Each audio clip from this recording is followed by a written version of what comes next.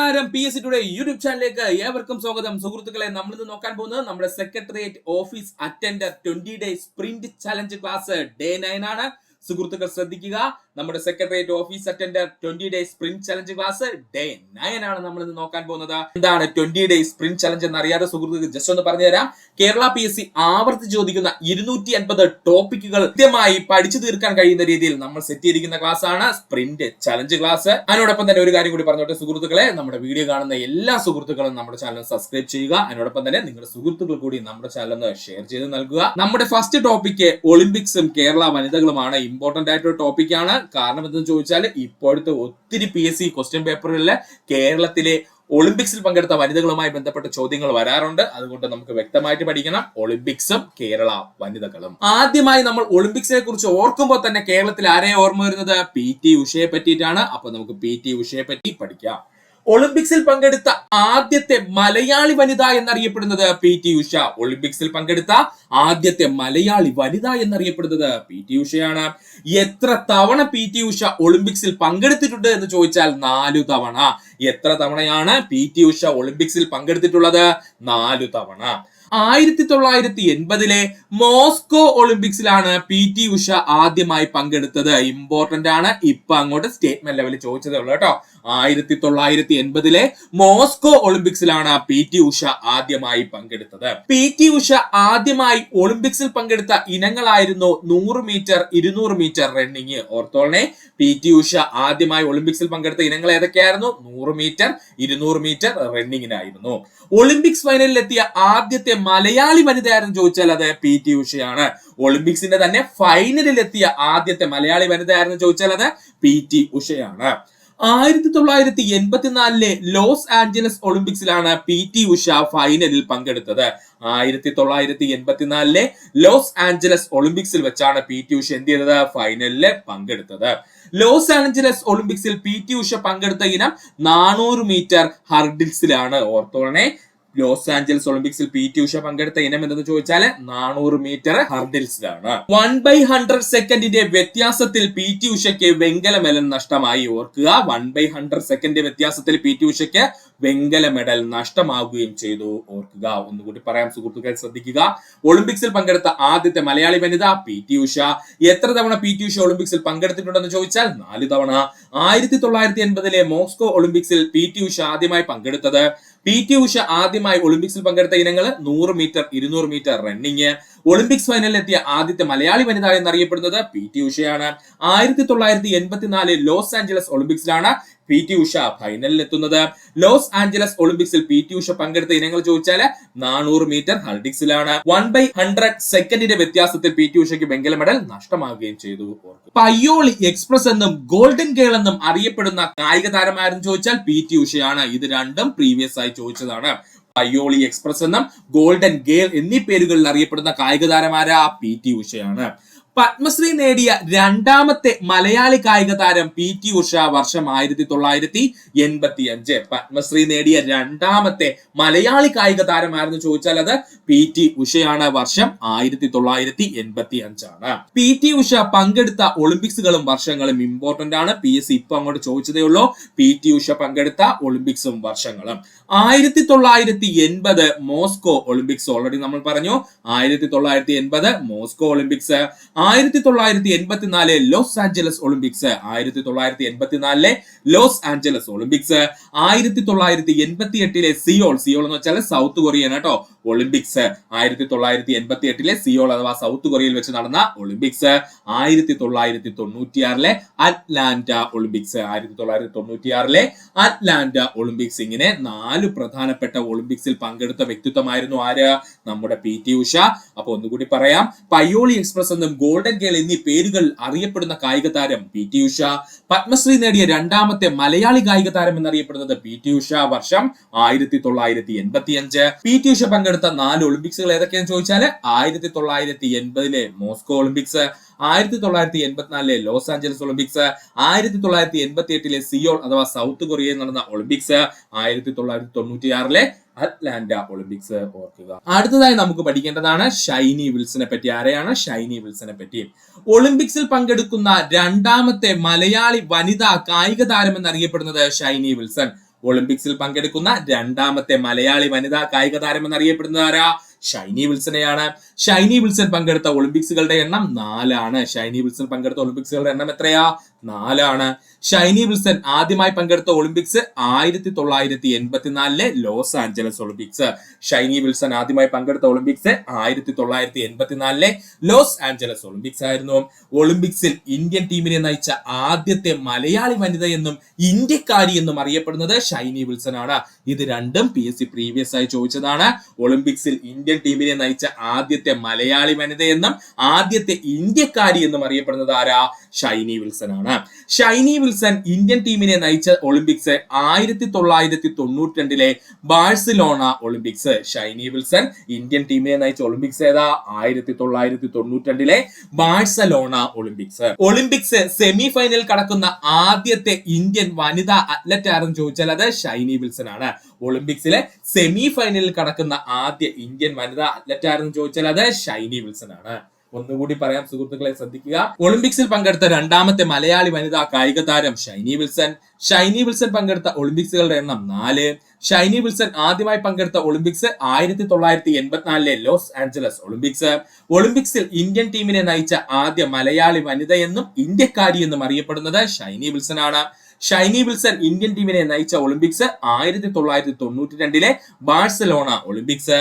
Olympic semi ഫൈനലിൽ കടക്കുന്ന ആദ്യത്തെ ഇന്ത്യൻ വനിതാ അത്ലറ്റ് എന്നറിയപ്പെടുന്നത് ആരാ? ഷൈനി വിൽസൺ ആണ്. ഷൈനി വിൽസൺ സെമി ഫൈനലിൽ കടന്ന ഒളിമ്പിക്സ് മത്സരം 1984 ലോസ് ആഞ്ചലസ് മത്സരം. ഷൈനി വിൽസൺ സെമി ഫൈനലിൽ കടന്ന ഒളിമ്പിക്സ് മത്സരം ഏതാ? 1984 ലോസ് ആഞ്ചലസ് മത്സരം. 1984 ലോസ് ആഞ്ചലസ് ഒളിമ്പിക്സ് മത്സരത്തിൽ ഷൈനി വിൽസന്റെ ഇനം എന്തെന്ന് ചോദിച്ചാൽ 800 മീറ്റർ റിലേ. ഇങ്ങനെയുള്ള പോയിന്റ്സ് ഇമ്പോർട്ടന്റ് ആയിട്ട് പഠിക്കണം, സ്റ്റേറ്റ്മെന്റിൽ അവർ ചോദിക്കും. 1984 ലോസ് ആഞ്ചലസ് ഒളിമ്പിക്സിൽ മത്സരത്തിൽ ഷൈനി വിൽസന്റെ ഇനം എന്തായിരുന്നു? 800 മീറ്റർ റിലേ ആയിരുന്നു.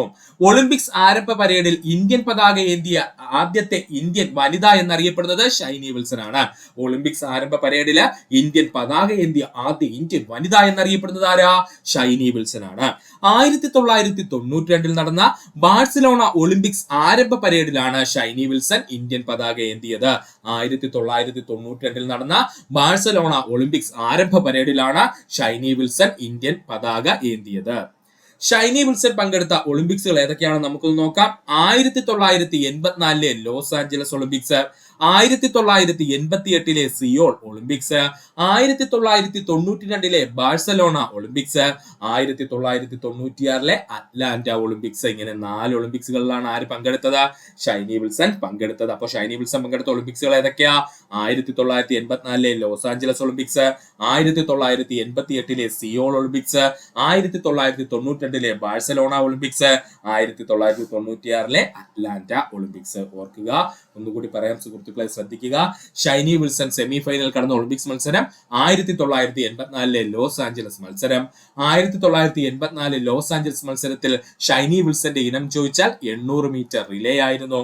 ഒളിമ്പിക്സ് ആരംഭ പരേഡിൽ ഇന്ത്യൻ പതാക ഏന്തിയ ആദ്യത്തെ ഇന്ത്യൻ വനിത ഷൈനി വിൽസൺ ആണ്.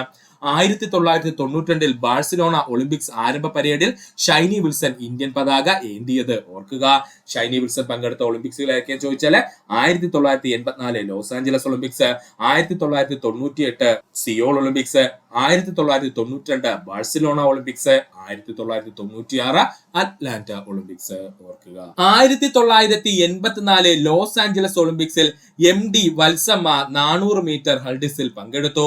പത്മശ്രീ ലഭിച്ച ആദ്യത്തെ മലയാളി കായിക താരം എന്നറിയപ്പെടുന്നത് MD വത്സമ്മ. വർഷം 1983. ഓർത്തോളണേ, 1984 Los Angeles ഒളിമ്പിക്സിലെ MD Valsamma 400 metre ഹർഡിൽസിൽ പങ്കെടുക്കുകയും അതുപോലെ തന്നെ പത്മശ്രീ ലഭിച്ച ആദ്യത്തെ മലയാളി കായിക താരം എന്നറിയപ്പെടുന്നത് MD വത്സമ്മയാണ്. ഇമ്പോർട്ടന്റ് ആണ്. പത്മശ്രീ ലഭിച്ച ആദ്യത്തെ മലയാളി കായിക താരം എന്നറിയപ്പെടുന്നത് MD വത്സമ്മയാണ്. ഒരുപാട് തവണ PSC പ്രീവിയസ് ആയി ചോദിച്ച ക്വസ്റ്റ്യൻ. വർഷം എത്രയാ? 1983. ഇനി നമുക്ക് നോക്കാനുള്ളത് ഒളിമ്പിക്സിൽ പങ്കെടുത്ത മറ്റു മലയാളി വനിതകളാണ്. നമുക്ക് നോക്കാം. 1988 സിയോൾ ഒളിമ്പിക്സിൽ മേഴ്സി കുട്ടൻ അത്ലറ്റ് ആയിരുന്നു. അവര് 1988 സിയോൾ ഒളിമ്പിക്സിൽ പങ്കെടുത്തതായിരുന്നു മേഴ്സി കുട്ടൻ. അവരൊരു അത്ലറ്റ് ആണ്. 1996 അറ്റ്ലാന്റ ഒളിമ്പിക്സിൽ പങ്കെടുത്ത വനിതകളായിരുന്നു KC റോസക്കുട്ടി. അവർ അത്ലറ്റ് ആയിരുന്നു. KM ബീനാമോൾ അത്ലറ്റ് ആണ്. അംബിക രാധിക ഇവര് ടേബിൾ ടെന്നീസ് പ്ലെയർ ആണ്. ഇമ്പോർട്ടന്റ് ആയിട്ട് ഓർത്തോളനെ, ടേബിൾ ടെന്നീസ് പ്ലെയർ ആണ് ആര്? അംബിക രാധിക. അപ്പോ 1996 അറ്റ്ലാന്റ ഒളിമ്പിക്സിൽ പങ്കെടുത്ത മറ്റു വനിതകൾ ആരൊക്കെയായിരുന്നു? KC റോസക്കുട്ടി അത്ലറ്റ് ആണ്. KM ബീനാമോൾ അത്ലറ്റ് ആയിരുന്നു. അംബിക രാധിക ആരായിരുന്നു? ടേബിൾ ടെന്നീസ് പ്ലെയർ ആയിരുന്നു. അതുകൊണ്ടൊന്ന് അണ്ടർലൈൻ ചെയ്ത് പഠിച്ചോളണം. Ambika Radhika table tennis player ആയിരുന്നു. ഒന്നുകൂടി പറയാം സുഹൃത്തുക്കളെ, ശ്രദ്ധിക്കുക.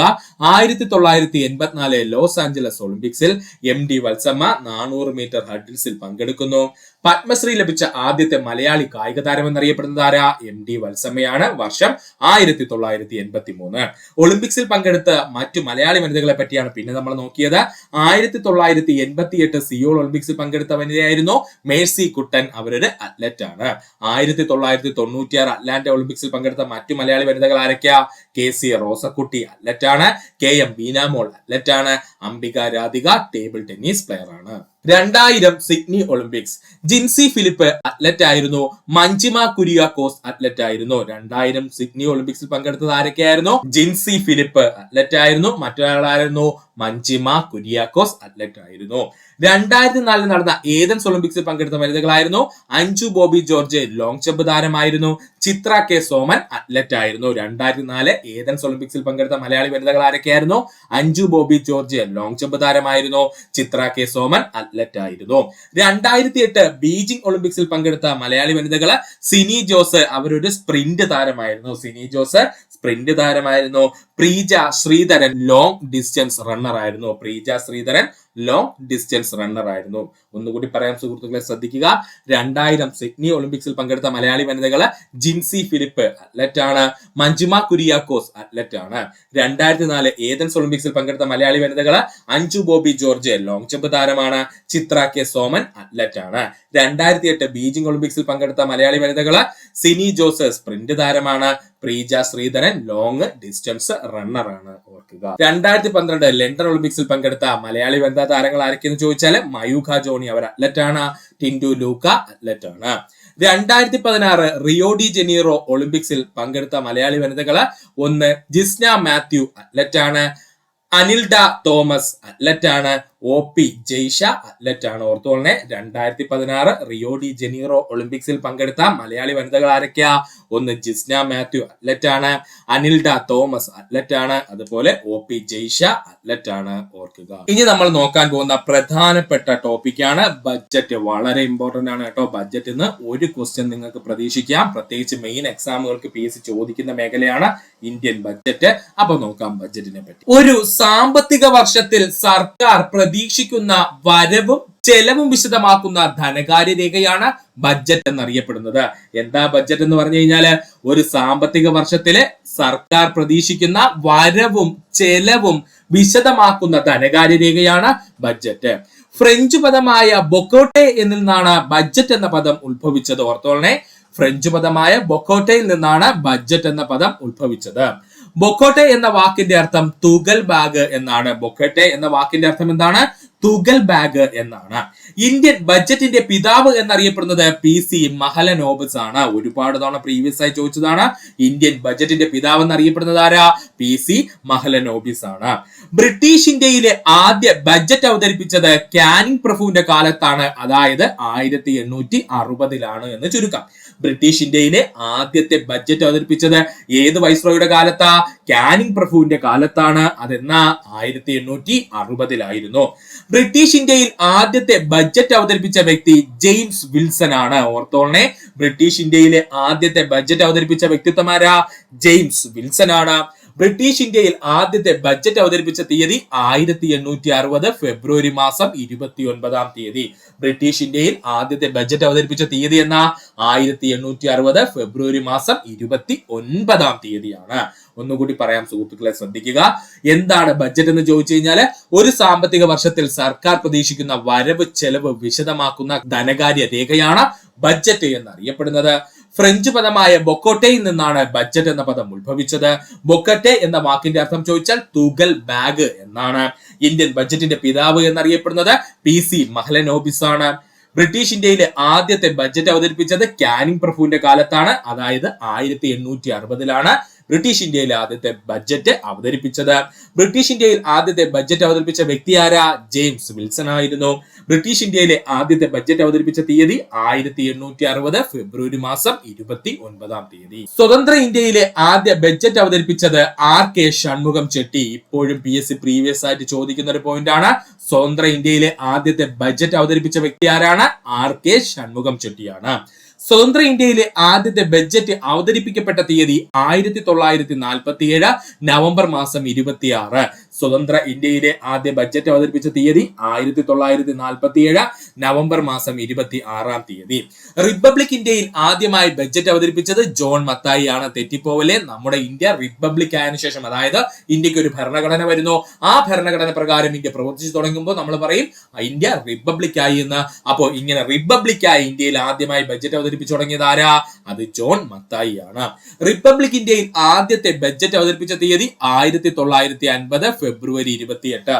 റിപ്പബ്ലിക് ഇന്ത്യയിൽ ആദ്യത്തെ ബഡ്ജറ്റ് അവതരിപ്പിച്ച തീയതി 1950 ഫെബ്രുവരി മാസം 28.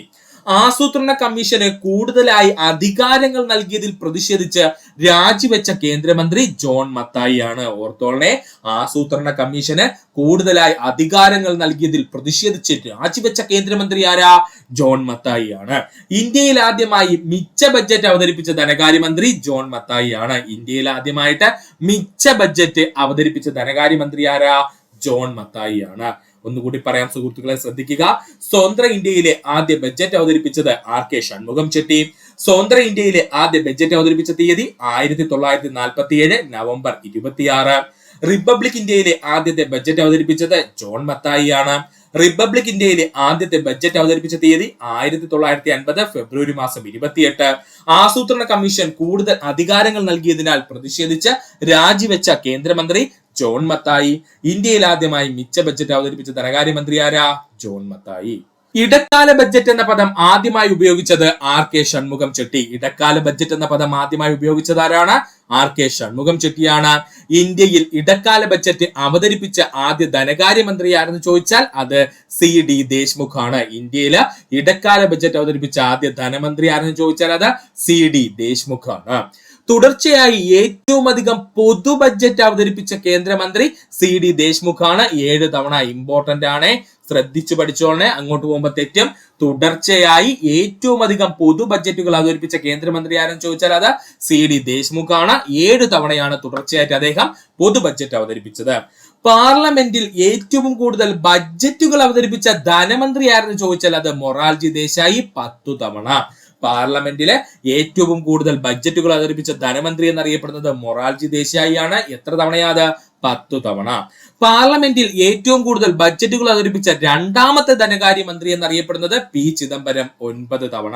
പാർലമെന്റിൽ ഏറ്റവും കൂടുതൽ ബഡ്ജറ്റുകൾ അവതരിപ്പിച്ച രണ്ടാമത്തെ ധനകാര്യമന്ത്രി എന്നറിയപ്പെടുന്നത് P. ചിദംബരമാണ്. എത്ര തവണയാ അവതരിപ്പിച്ചത്?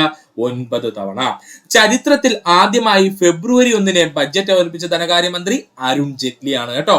ചരിത്രത്തിൽ ആദ്യമായി ഫെബ്രുവരി 1 ബഡ്ജറ്റ് അവതരിപ്പിച്ച ധനകാര്യമന്ത്രി അരുൺ ജെയ്റ്റ്ലി ആണ്. ഒന്നുകൂടി പറയാം സുഹൃത്തുക്കളെ, ശ്രദ്ധിക്കുക. ഇടക്കാല ബഡ്ജറ്റ് എന്ന പദം ആദ്യമായി ഉപയോഗിച്ചത് R.K. ഷൺമുഖം ചെട്ടി. ഇന്ത്യയിൽ ഇടക്കാല ബഡ്ജറ്റ് അവതരിപ്പിച്ച ആദ്യ ധനകാര്യമന്ത്രി C.D. ദേശ്മുഖ് ആണ്. തുടർച്ചയായി ഏറ്റവും അധികം പൊതു ബഡ്ജറ്റ് അവതരിപ്പിച്ച കേന്ദ്രമന്ത്രി C.D. ദേശ്മുഖ്. എത്ര തവണയാ? 7 തവണ. പാർലമെന്റിൽ ഏറ്റവും കൂടുതൽ ബഡ്ജറ്റുകൾ അവതരിപ്പിച്ച ധനമന്ത്രി മൊറാർജി ദേശായി. 10 തവണയായിരുന്നു അദ്ദേഹം ബഡ്ജറ്റുകൾ അവതരിപ്പിച്ചത്. പാർലമെന്റിൽ ഏറ്റവും കൂടുതൽ ബഡ്ജറ്റുകൾ അവതരിപ്പിച്ച രണ്ടാമത്തെ ധനകാര്യമന്ത്രി എന്നറിയപ്പെടുന്നത് P. ചിദംബരം. 9 തവണ. ചരിത്രത്തിൽ ആദ്യമായി ഫെബ്രുവരി 1 ബഡ്ജറ്റ് അവതരിപ്പിച്ച ധനമന്ത്രി എന്നറിയപ്പെടുന്നത് അരുൺ ജെയ്റ്റ്ലി ആണ്. ഓർക്കുക. ബഡ്ജറ്റ് അവതരണം വൈകുന്നേരം 5 മണിക്ക് പകരം 11 മണിയിലേക്ക് മാറ്റിയ ധനകാര്യമന്ത്രി യശ്വന്ത് സിൻഹ. ബഡ്ജറ്റ് അവതരണം വൈകുന്നേരം 5 മണിക്ക് പകരം എത്രയിലേക്ക് മാറ്റി? 11 മണിയിലേക്ക് മാറ്റിയ ധനകാര്യമന്ത്രി ആരെന്ന് ചോദിച്ചാൽ അത് യശ്വന്ത് സിൻഹയാണ്. 1973 ഇന്ത്യയുടെ ചരിത്രത്തിലെ കറുത്ത ബഡ്ജറ്റ് അവതരിപ്പിച്ച ധനകാര്യമന്ത്രി YB ചവാൻ ആയിരുന്നു. എന്താണ് ആ കറുത്ത ബഡ്ജറ്റ് എന്ന് പറയാൻ കാരണമെന്ന് ചോദിച്ചാല് 550 കോടി കമ്മി ബഡ്ജറ്റ് ആയിരുന്നു അന്ന് അവതരിപ്പിച്ചത്. അപ്പോ 1973 ഇന്ത്യയുടെ ചരിത്രത്തിലെ കറുത്ത ബഡ്ജറ്റ് അവതരിപ്പിച്ച ധനകാര്യമന്ത്രി ആരാണ്? YB ചവാൻ ആണ്. 550 കോടിയുടെ കമ്മി ബഡ്ജറ്റ് ആയിരുന്നു ആര് അവതരിപ്പിച്ചത്? YB ചവാൻ അവതരിപ്പിച്ചത്. 1986 ക്യാരറ്റ് ആൻഡ് സ്റ്റിക്ക് ബഡ്ജറ്റ് അവതരിപ്പിച്ച ധനകാര്യമന്ത്രി VP സിംഗ് ആണ്. ഇതൊക്കെ ചോദിക്കും, ഇമ്പോർട്ടന്റ് ആണ്. 1986 ക്യാരറ്റ് ആൻഡ് സ്റ്റിക്ക് ബഡ്ജറ്റ് അവതരിപ്പിച്ച ധനകാര്യമന്ത്രി VP സിംഗ് ആണ്. 1987 ഗാന്ധി ബഡ്ജറ്റ് അവതരിപ്പിച്ചത് വിശ്വനാഥ് പ്രതാപ് സിംഗ്. 1987 ഗാന്ധി ബഡ്ജറ്റ് അവതരിപ്പിച്ചത് ആരാണ്? വിശ്വനാഥ് പ്രതാപ് സിംഗ് ആണ്. 2000 മില്ലേനിയം ബഡ്ജറ്റ് അവതരിപ്പിച്ച ധനകാര്യമന്ത്രി യശ്വന്ത് സിൻഹ. 2000 മില്ലേനിയം ബഡ്ജറ്റ് അവതരിപ്പിച്ച ധനകാര്യമന്ത്രി ആരാണ്? യശ്വന്ത് സിൻഹയാണ്. ഒന്നുകൂടി പറയാം സുഹൃത്തുക്കളെ, ശ്രദ്ധിക്കുക. ബഡ്ജറ്റ് അവതരണം വൈകുന്നേരം 5 മണിക്ക് പകരം 11 മണിയിലേക്ക് മാറ്റിയ ധനകാര്യമന്ത്രി യശ്വന്ത് സിൻഹ. 1973 ഇന്ത്യയുടെ ചരിത്രത്തിലെ കറുത്ത ബഡ്ജറ്റ് അവതരിപ്പിച്ച ധനകാര്യമന്ത്രി YB ചവാൻ. 550 കോടിയുടെ കമ്മി ബഡ്ജറ്റായിരുന്നു YB ചവാൻ അവതരിപ്പിച്ചത്. 1986 ക്യാരറ്റ് ആൻഡ് സ്റ്റിക്ക് ബഡ്ജറ്റ് അവതരിപ്പിച്ച ധനകാര്യമന്ത്രി VP സിംഗ്. 1987 ഗാന്ധി ബഡ്ജറ്റ് അവതരിപ്പിച്ചത് വിശ്വനാഥ് പ്രതാപ് സിംഗ്. 2000 മില്ലേനിയം ബഡ്ജറ്റ് അവതരിപ്പിച്ച ധനകാര്യമന്ത്രി യശ്വന്ത് സിൻഹയാണ്. ഓർക്കുക. ഇന്ത്യൻ പാർലമെന്റിൽ ഏറ്റവും ദൈർഘ്യമുള്ള ബഡ്ജറ്റ് പ്രസംഗം അവതരിപ്പിച്ചത് നിർമ്മല സീതാരാമൻ. ഇന്ത്യൻ പാർലമെന്റിൽ ഏറ്റവും ദൈർഘ്യമുള്ള ബഡ്ജറ്റ് പ്രസംഗം അവതരിപ്പിച്ചത് ആരാണ്? നിർമ്മല സീതാരാമനാണ്. സമ്പൂർണ്ണ കേന്ദ്ര ബഡ്ജറ്റ് അവതരിപ്പിച്ച ആദ്യ വനിതാ ധനമന്ത്രി നിർമ്മല സീതാരാമൻ. സമ്പൂർണ്ണ കേന്ദ്ര ബഡ്ജറ്റ് അവതരിപ്പിച്ച ആദ്യ വനിതാ ധനമന്ത്രി നിർമ്മല സീതാരാമനാണ്. പേപ്പർലെസ് ബഡ്ജറ്റ് അവതരിപ്പിച്ച ധനമന്ത്രി എന്നറിയപ്പെടുന്നത് നിർമ്മല സീതാരാമനാണ്. പേപ്പർലെസ് ബഡ്ജറ്റ് അവതരിപ്പിച്ച ധനമന്ത്രി എന്നറിയപ്പെടുന്നത് ആരാ? നിർമ്മല സീതാരാമനാണ്. ഏറ്റവും കൂടുതൽ വാക്കുകളുള്ള ബഡ്ജറ്റ് അവതരിപ്പിച്ച കേന്ദ്രമന്ത്രി മൻമോഹൻ സിംഗ് ആണ് കേട്ടോ. ഏറ്റവും ദൈർഘ്യം കുറഞ്ഞ ബഡ്ജറ്റ് പ്രസംഗം നടത്തിയ കേന്ദ്രമന്ത്രി HM പട്ടേലാണ്. വർഷം 1977. ഏറ്റവും ദൈർഘ്യം കുറഞ്ഞ ബഡ്ജറ്റ് പ്രസംഗം നടത്തിയ കേന്ദ്രമന്ത്രി ആരാ? HM പട്ടേല്. വർഷം 1977. ഇന്ത്യയുടെ ആദ്യ ബഡ്ജറ്റ് എത്ര കോടി രൂപയായിരുന്നു? 171.15 കോടി രൂപ. ഇമ്പോർട്ടന്റ് ആണ്. ഇന്ത്യയുടെ ആദ്യ ബഡ്ജറ്റ് എത്ര കോടി രൂപയായിരുന്നു? 171.15 കോടി രൂപയായിരുന്നു.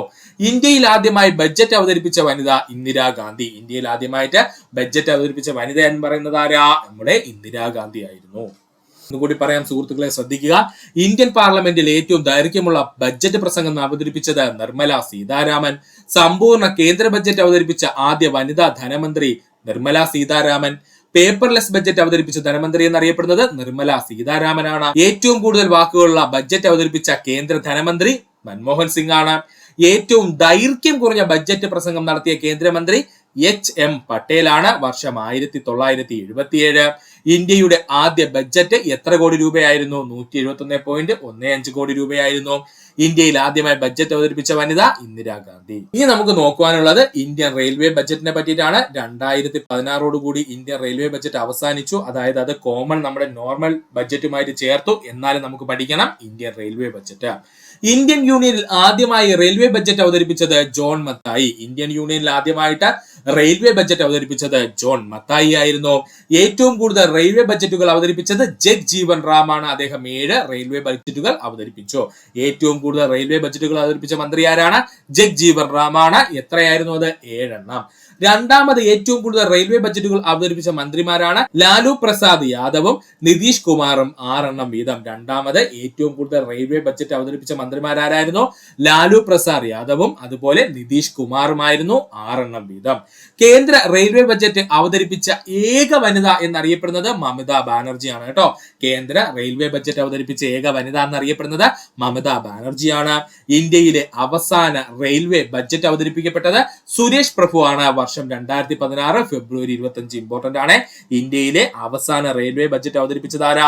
സുരേഷ് പ്രഭു ആണ്. വർഷം 2016 ഫെബ്രുവരി 25. ഒന്നുകൂടി പറയാം സുഹൃത്തുക്കളെ, ഇന്ത്യൻ റെയിൽവേ ബഡ്ജറ്റിനെ പറ്റിയാണ് നമ്മൾ പറഞ്ഞുകൊണ്ടിരുന്നത്. ഇന്ത്യൻ യൂണിയനിൽ ആദ്യമായി റെയിൽവേ ബഡ്ജറ്റ് അവതരിപ്പിച്ചത് ജോൺ മത്തായി. ഏറ്റവും കൂടുതൽ റെയിൽവേ ബഡ്ജറ്റ് അവതരിപ്പിച്ചത് ജഗ്ജീവൻ റാം ആണ്. 7 തവണയായിരുന്നു അദ്ദേഹം റെയിൽവേ ബഡ്ജറ്റ് അവതരിപ്പിച്ചത്.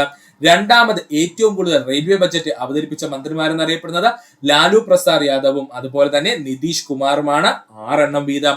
കേന്ദ്ര റെയിൽവേ ബജറ്റ് അവതരിപ്പിച്ച ഏക വനിത എന്നറിയപ്പെടുന്നത് മമതാ ബാനർജിയാണ്. ഇന്ത്യയിലെ അവസാന റെയിൽവേ ബജറ്റ് അവതരിപ്പിച്ചത് സുരേഷ് പ്രഭു. ഇത് 2016 ഫെബ്രുവരി 25-നാണ് അവതരിപ്പിച്ചതെന്ന് കൂടി ഓർക്കുക. റെയിൽവേ ബജറ്റ് പൊതു ബജറ്റുമായി കൂട്ടിച്ചേർത്ത വർഷം 2016. നമ്മൾ ഓൾറെഡി പറഞ്ഞു, റെയിൽവേ ബജറ്റ് പൊതു ബജറ്റുമായി കൂട്ടിച്ചേർത്ത വർഷം 2016. ബജറ്റിനെ റെയിൽവേ ബജറ്റ് എന്നും ജനറൽ ബജറ്റ് എന്നും രണ്ടായി തിരിച്ച വർഷം 1924. ബജറ്റിനെ റെയിൽവേ ബജറ്റ് എന്നും ജനറൽ ബജറ്റ് എന്നും രണ്ടായി തിരിച്ച വർഷം 1924. കേന്ദ്ര പൊതു ബജറ്റും റെയിൽവേ ബജറ്റും ലയിപ്പിക്കാൻ കേന്ദ്ര മന്ത്രിസഭ തീരുമാനമെടുത്തത് 2016 സെപ്റ്റംബർ 21-ന്. കേന്ദ്ര പൊതു ബജറ്റും റെയിൽവേ ബജറ്റും തമ്മിൽ ലയിപ്പിക്കാൻ കേന്ദ്ര മന്ത്രിസഭ തീരുമാനിച്ചത് 2016 സെപ്റ്റംബർ 21-ന്. റെയിൽവേ ബജറ്റ് പൊതു ബജറ്റും ഒന്നിപ്പിക്കാൻ ശുപാർശ ചെയ്ത committee ബിംബേക് Debroy committee. ഓർത്തോളനെ, railway budget പൊതു ബജറ്റും ഒന്നിപ്പിക്കാൻ ശുപാർശ ചെയ്ത കമ്മിറ്റി എന്ന് ചോദിച്ചാൽ ബിംബേക് ദബ്രോയ് കമ്മിറ്റി. പൊതു ബജറ്റും റെയിൽവേ ബജറ്റും ആദ്യമായി ഒന്നിച്ച് അവതരിപ്പിച്ചത് 2017 ഫെബ്രുവരി 1-ന്. പൊതു ബജറ്റും റെയിൽവേ ബജറ്റും ആദ്യമായി ഒന്നിച്ച് അവതരിപ്പിച്ചത് 2017 ഫെബ്രുവരി 1-നാണ്. ഓർക്കുക. കേന്ദ്ര ബജറ്റ് അവതരിപ്പിക്കുന്നത് ആര് നിർദ്ദേശിക്കുന്ന ദിവസമാണെന്ന് ചോദിച്ചാൽ അത് രാഷ്ട്രപതി നിർദ്ദേശിക്കുന്ന ദിവസമാണ്. സ്റ്റേറ്റ്മെന്റ് ലെവലിൽ ചോദിക്കും, ഇമ്പോർട്ടന്റ് ആണ്. കേന്ദ്ര ബജറ്റ് അവതരിപ്പിക്കുന്നത് ആരുടെ നിർദ്ദേശിക്കുന്ന ദിവസമാണെന്ന് ചോദിച്ചാൽ അത് രാഷ്ട്രപതി നിർദ്ദേശിക്കുന്ന ദിവസമാണ്. ഹൽവ സെറിമണി ബന്ധപ്പെട്ടിരിക്കുന്നത് ബജറ്റ് പ്രിന്റിംഗുമായിട്ട്. ഇമ്പോർട്ടന്റ് ആണ്. ഹൽവ സെറിമണി ബന്ധപ്പെട്ടിരിക്കുന്നത് എന്തുമായിട്ടാണ്? ബജറ്റ് പ്രിന്റിംഗുമായിട്ടാണ്. ഇനി ബജറ്റുകൾ പ്രധാനമായും 3 തരമുണ്ട്. ബജറ്റുകൾ പ്രധാനമായും 3 തരമുണ്ട്. സന്തുലിത ബജറ്റ്. എന്താണ് സന്തുലിത ബജറ്റ്? വരവും ചെലവും തുല്യമായി വരുന്ന ബജറ്റാണ് സന്തുലിത ബജറ്റ്. വരവും ചെലവും തുല്യമായി വരുന്ന ബജറ്റാണ് നമ്മൾ സന്തുലിത ബജറ്റ് എന്ന് വിളിക്കുന്നത്. അടുത്തതാണ് മിച്ച ബജറ്റ്. എന്താണ് മിച്ച ബജറ്റ്? വരുമാനം ചെലവിനേക്കാൾ കൂടിയ ബജറ്റാണ് എന്ത് പേരിൽ അറിയപ്പെടുന്നത്? മിച്ച ബജറ്റ് എന്ന്. വരുമാനം ചിലവിനേക്കാൾ കൂടിയ ബജറ്റിന് നമ്മൾ എന്തെന്ന് വിളിക്കുന്നു? മിച്ച ബജറ്റ് എന്ന് വിളിക്കുന്നു. അതായത് മിച്ചം നമ്മുടെ കയ്യിൽ വല്ലോ പൈസയും ഉണ്ടെന്ന് അർത്ഥം കേട്ടോ. അതുപോലെ കമ്മി ബജറ്റ് എന്ന് പറഞ്ഞാൽ വരവിനേക്കാൾ ചിലവ് കൂടിയ ബജറ്റാണ് കമ്മി ബജറ്റ് എന്ന് പറയുന്നത്. വരവിനേക്കാൾ ചിലവ് കൂടിയ ബജറ്റിനെയാണ് എന്തെന്ന് പറയുന്നത്? കമ്മി ബജറ്റ് എന്ന് പറയുന്നത്. ഒന്നുകൂടി പറഞ്ഞുതരാം, ഇമ്പോർട്ടന്റ് ആണ് സുഹൃത്തുക്കളെ. സന്തുലിത ബജറ്റ് എന്ന് പറഞ്ഞാൽ എന്താണ്? വരവും ചിലവും തുല്യമാണ്. നമ്മുടെ കയ്യിൽ ഒന്നുമില്ല, പക്ഷെ വരവും ചെലവും എന്താണ്? തുല്യമായിട്ട് പോകും. ഇവനെയാണ് നമ്മൾ സന്തുലിത ബജറ്റ് എന്ന് പറയുന്നത്. ഇനി എന്താ മിച്ച ബജറ്റ് എന്ന് പറഞ്ഞു കഴിഞ്ഞാൽ വരുമാനം നമ്മുടെ കയ്യിൽ ഇഷ്ടം പോലെ ഉണ്ടായിരിക്കും, ചിലവ് വളരെ കുറവായിരിക്കും. അപ്പോ നമ്മുടെ ചെലവെല്ലാം കഴിഞ്ഞ് മിച്ചം നമ്മുടെ കയ്യിൽ എന്തെങ്കിലും കാണും അല്ലെ? അതിനെയാണ് നമ്മൾ മിച്ച ബജറ്റ് എന്ന് പറയുന്നത്. ഇനി എന്താ കമ്മി ബജറ്റ് എന്ന് ചോദിച്ചാല് വരവിനേക്കാൾ കൂടുതൽ ചെലവാകുവാണെങ്കിൽ നമ്മുടെ കയ്യിൽ വല്ലതും കാണുമോ? നമ്മൾ കടം വാങ്ങിച്ച് എന്ത് ചെയ്യും? ചെലവ് നടത്തും അല്ലെ? അപ്പൊ നമ്മുടെ കയ്യിൽ വല്ലതും ഉണ്ടോ? നഷ്ടം മാത്രമല്ലേ ഉള്ളൂ. ഇതിനെയാണ് പറയുന്നത് കമ്മി ബജറ്റ് എന്ന്. കുടുംബത്തിന്റെ വരുമാനവും പ്രതീക്ഷിക്കുന്ന ചെലവുകളും മുൻകൂട്ടി കണ്ട് ആ കണക്കുകൾ എഴുതി സൂക്ഷിക്കുന്നതിനെ അറിയപ്പെടുന്ന പേരാണ് കുടുംബ ബജറ്റ്. കുടുംബത്തിന്റെ വരുമാനം പ്രതീക്ഷിക്കുന്ന ചെലവുകളും മുൻകൂട്ടി കണ്ട് ആ കണക്കുകൾ എഴുതി സൂക്ഷിക്കുന്നതിനെ അറിയപ്പെടുന്ന പേരെന്താണ്? കുടുംബ ബജറ്റ്. ഒരു പ്രത്യേക പ്രവർത്തനത്തിനോ പരിപാടിക്കോ വേണ്ടി മാത്രം തയ്യാറാക്കുന്ന വരവ് ചെലവ് കണക്കാണ് പ്രവർത്തന ബജറ്റ്. ഒരു പ്രത്യേക പ്രവർത്തനത്തിനോ പരിപാടിക്കോ വേണ്ടി മാത്രം തയ്യാറാക്കുന്ന വരവ് ചെലവ് കണക്കാണ് പ്രവർത്തന ബജറ്റ്. ആവശ്യങ്ങൾ നിറവേറ്റുന്നതിന്റെ ഫലപ്രദമായ വരുമാനം ചെലവിടുന്ന സ്വഭാവ സവിശേഷതയാണ് മിതവ്യശീലം. ഇപ്പൊ അങ്ങോട്ട് ചോദിച്ചതേ ഉള്ളൂ.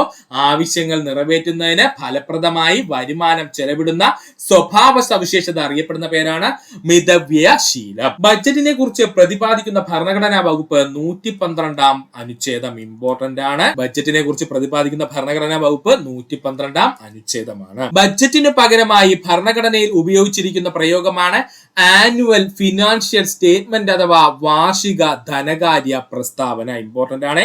ബജറ്റിന് പകരമായിട്ട് ഭരണഘടനയിൽ ഉപയോഗിച്ചിരിക്കുന്ന പ്രയോഗം എന്താ? ആനുവൽ ഫിനാൻഷ്യൽ സ്റ്റേറ്റ്മെന്റ് അഥവാ വാർഷിക ധനകാര്യ പ്രസ്താവന എന്നാണ്. ബജറ്റിന്റെ ആദ്യ ഭാഗത്തിൽ പൊതു സാമ്പത്തിക സർവേയും രണ്ടാം ഭാഗത്തിൽ നികുതി ഘടനയുമാണ് അടങ്ങിയിരിക്കുന്നത്. ഒരു ബജറ്റിന്റെ ആദ്യ ഭാഗത്ത് പൊതു സാമ്പത്തിക സർവേയും രണ്ടാം ഭാഗത്ത് നികുതി ഘടനയുമാണ് വരുന്നത്. രാഷ്ട്രപതി ഭരണത്തിന് കീഴിലുള്ള സംസ്ഥാനങ്ങളുടെ ബഡ്ജറ്റ് അവതരിപ്പിക്കുന്നത് ലോക്സഭയായിരിക്കും. രാഷ്ട്രപതി ഭരണത്തിന് കീഴിലുള്ള സംസ്ഥാനങ്ങളുടെ ബഡ്ജറ്റ് അവതരിപ്പിക്കുന്നത് ലോക്സഭയിലായിരിക്കും. അടുത്തതാണ് വോട്ട് ഓൺ അക്കൗണ്ട്. ഇമ്പോർട്ടന്റ് ആണ് വോട്ട് ഓൺ അക്കൗണ്ട്. ബഡ്ജറ്റ് പാസാക്കി എടുക്കുന്നത് വരെ കേന്ദ്ര ഗവൺമെന്റ് ചെലവിനുള്ള പണം അനുവദിക്കുന്നതിന് വേണ്ടിയുള്ള ബില്ലാണ് വോട്ട് ഓൺ അക്കൗണ്ട്. ബഡ്ജറ്റ് പാസാക്കി എടുക്കുന്നത് വരെ കേന്ദ്ര ഗവൺമെന്റ് ചെലവിനുള്ള പണം അനുവദിക്കുന്നതിന് വേണ്ടിയുള്ള ബില്ലാണ് വോട്ട് ഓൺ അക്കൗണ്ട്. ബഡ്ജറ്റിനോടൊപ്പം അവതരിപ്പിക്കുന്ന വോട്ട് ഓൺ അക്കൗണ്ടിന്റെ കാലാവധി 2 മാസം. ബഡ്ജറ്റിനോടൊപ്പം അവതരിപ്പിക്കുന്ന വോട്ട് ഓൺ അക്കൗണ്ടിന്റെ കാലാവധി എത്രയാണ്? 2 മാസമാണ്. ബഡ്ജറ്റ് മൊത്തം എസ്റ്റിമേറ്റ് തുകയുടെ 1/6 തുകയാണ് വോട്ട് ഓൺ അക്കൗണ്ടായി അനുവദിക്കുന്നത്. ഇമ്പോർട്ടന്റ് ആണ്. ബഡ്ജറ്റിന്റെ മൊത്തം എസ്റ്റിമേറ്റഡ് തുകയുടെ 1/6 ഭാഗമാണ് വോട്ട് ഓൺ അക്കൗണ്ട് ആയിട്ട് ഗവൺമെന്റിന് നൽകുന്നത് അല്ലെങ്കിൽ അനുവദിക്കുന്നത്. വോട്ട് ഓൺ അക്കൗണ്ടിനെ കുറിച്ച് പ്രതിപാദിക്കുന്ന അനുച്ഛേദം 116. വോട്ട് ഓൺ അക്കൗണ്ടിനെ കുറിച്ച് പ്രതിപാദിക്കുന്ന അനുച്ഛേദം ഏതാ? അനുച്ഛേദം 116 ആണ്. അടുത്തതായി നമുക്ക് നോക്കുവാനുള്ളതാണ് ധനനയം. ഈ ഇടയ്ക്ക് ചോദിച്ചതുള്ള ധനനയത്തെ പറ്റി. പൊതുവരുമാനം, പൊതുചെലവ്, പൊതുകടം എന്നിവയെ സംബന്ധിച്ച് സർക്കാർ നയത്തെ അറിയപ്പെടുന്ന പേരാണ് ധനനയമെന്ന്. പൊതുവരുമാനം, പൊതുചെലവ്, പൊതുകടം എന്നിവയെ സംബന്ധിച്ച സർക്കാർ നയം അറിയപ്പെടുന്ന പേരാണ് ധനനയം. ധനനയം നടപ്പിലാക്കുന്നത് ബഡ്ജറ്റിലൂടെ. ധനനയം തയ്യാറാക്കുന്നത് ഫിനാൻസ് ഡിപ്പാർട്ട്മെന്റ്. ധനനയം എന്ന ആശയം കൊണ്ടുവന്ന വ്യക്തി JM കെയ്ൻസ് ആണ്. ഓർത്തോളണേ, ധനനയം എന്ന ആശയം കൊണ്ടുവന്ന വ്യക്തി JM കെയ്ൻസ് ആണ്. സാമ്പത്തിക വ്യവസ്ഥ അസ്ഥിരമാകുമ്പോൾ അതിനെ സ്ഥിരപ്പെടുത്താൻ സർക്കാർ നടപ്പിലാക്കുന്നത് ധനനയം. സാമ്പത്തിക വ്യവസ്ഥ അസ്ഥിരമാകുമ്പോൾ അതിനെ സ്ഥിരപ്പെടുത്താൻ സർക്കാർ നടപ്പിലാക്കുന്ന നയമാണ് ധനനയം. നികുതി ചുമത്തൽ, ഗവൺമെന്റ് ചെലവുകൾ എന്നീ നടപടികളിലൂടെ ഗവൺമെന്റുകൾ സമ്പദ് വ്യവസ്ഥയിൽ ഇടപെടാൻ കഴിയുന്നു. നികുതി ചുമത്തൽ, ഗവൺമെന്റ് ചെലവുകൾ എന്നീ നടപടികളിലൂടെ ഗവൺമെന്റുകൾക്ക് സമ്പദ് വ്യവസ്ഥയിൽ ഇടപെടാൻ കഴിയുന്നു. പബ്ലിക് ഫിനാൻഷ്യൽ മാനേജ്മെന്റ് സിസ്റ്റം അഥവാ PFMS നിലവിൽ വന്ന ആദ്യ ഇന്ത്യൻ കേന്ദ്രഭരണ പ്രദേശം ജമ്മു കാശ്മീർ. ഇമ്പോർട്ടന്റ് ആണ്.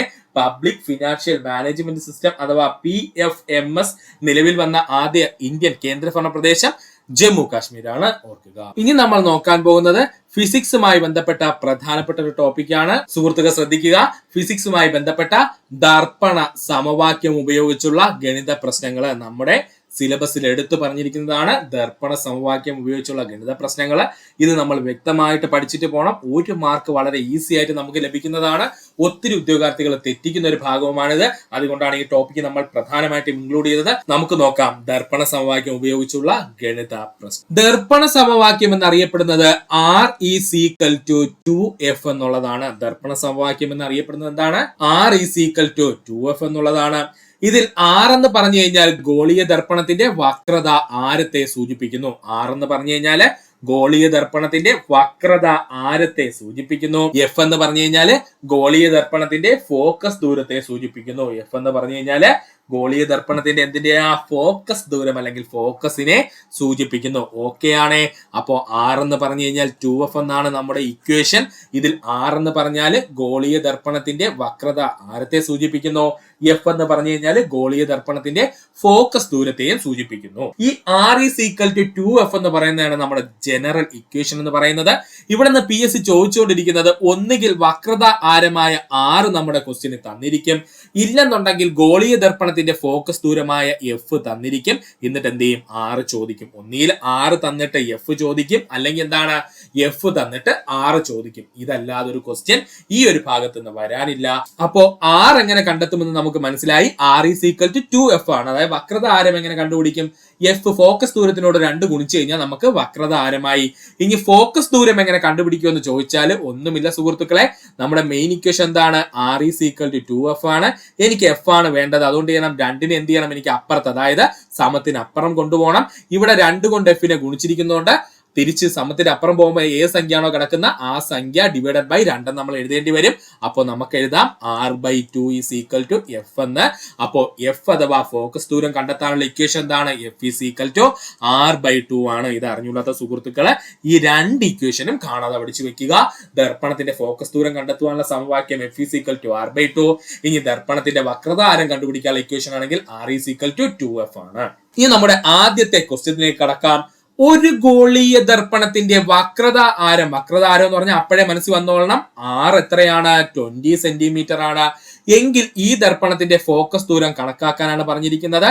നമുക്കറിയാം ഫോക്കസ് ദൂരം കണ്ടെത്താനുള്ള ഇക്വേഷൻ എന്താ, F is equal to R/2 ആണ്. അങ്ങനെയാണെന്നുണ്ടെങ്കിൽ നമുക്ക് എന്ത് ചെയ്യാം, ആറിന്റെ സ്ഥാനത്ത് വക്രത ആരത്തിന്റെ വാല്യൂ 20 കൊടുത്തൂടെ സുഹൃത്തുക്കളെ.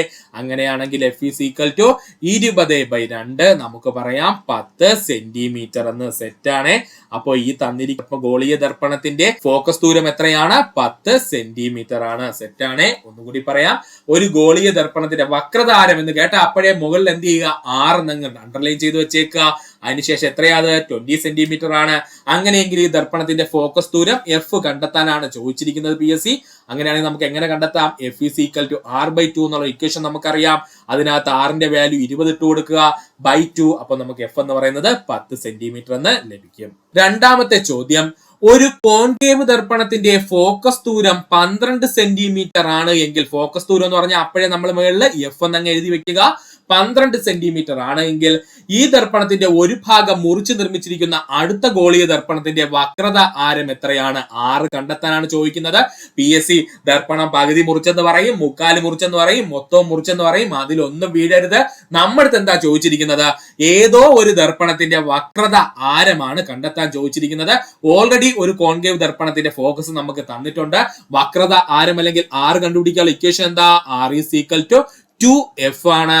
So R is equal to നമുക്ക് എന്താ പറയാം, എഫ് എത്രയാണ്, 12 ആണ്. അപ്പൊ 2 ഗുണം 12 നമുക്ക് എത്ര കിട്ടി, 24 സെന്റിമീറ്റർ ആണ് നമ്മൾ എന്തെന്ന് പറയുന്നത്, ആ പറഞ്ഞിരിക്കുന്ന കോൺകേവ് ദർപ്പണത്തിന്റെ വക്രത ആരം എന്നുള്ളത്. ഒന്നുകൂടി പറയാം സുഹൃത്തുക്കളെ, ശ്രദ്ധിക്കുക.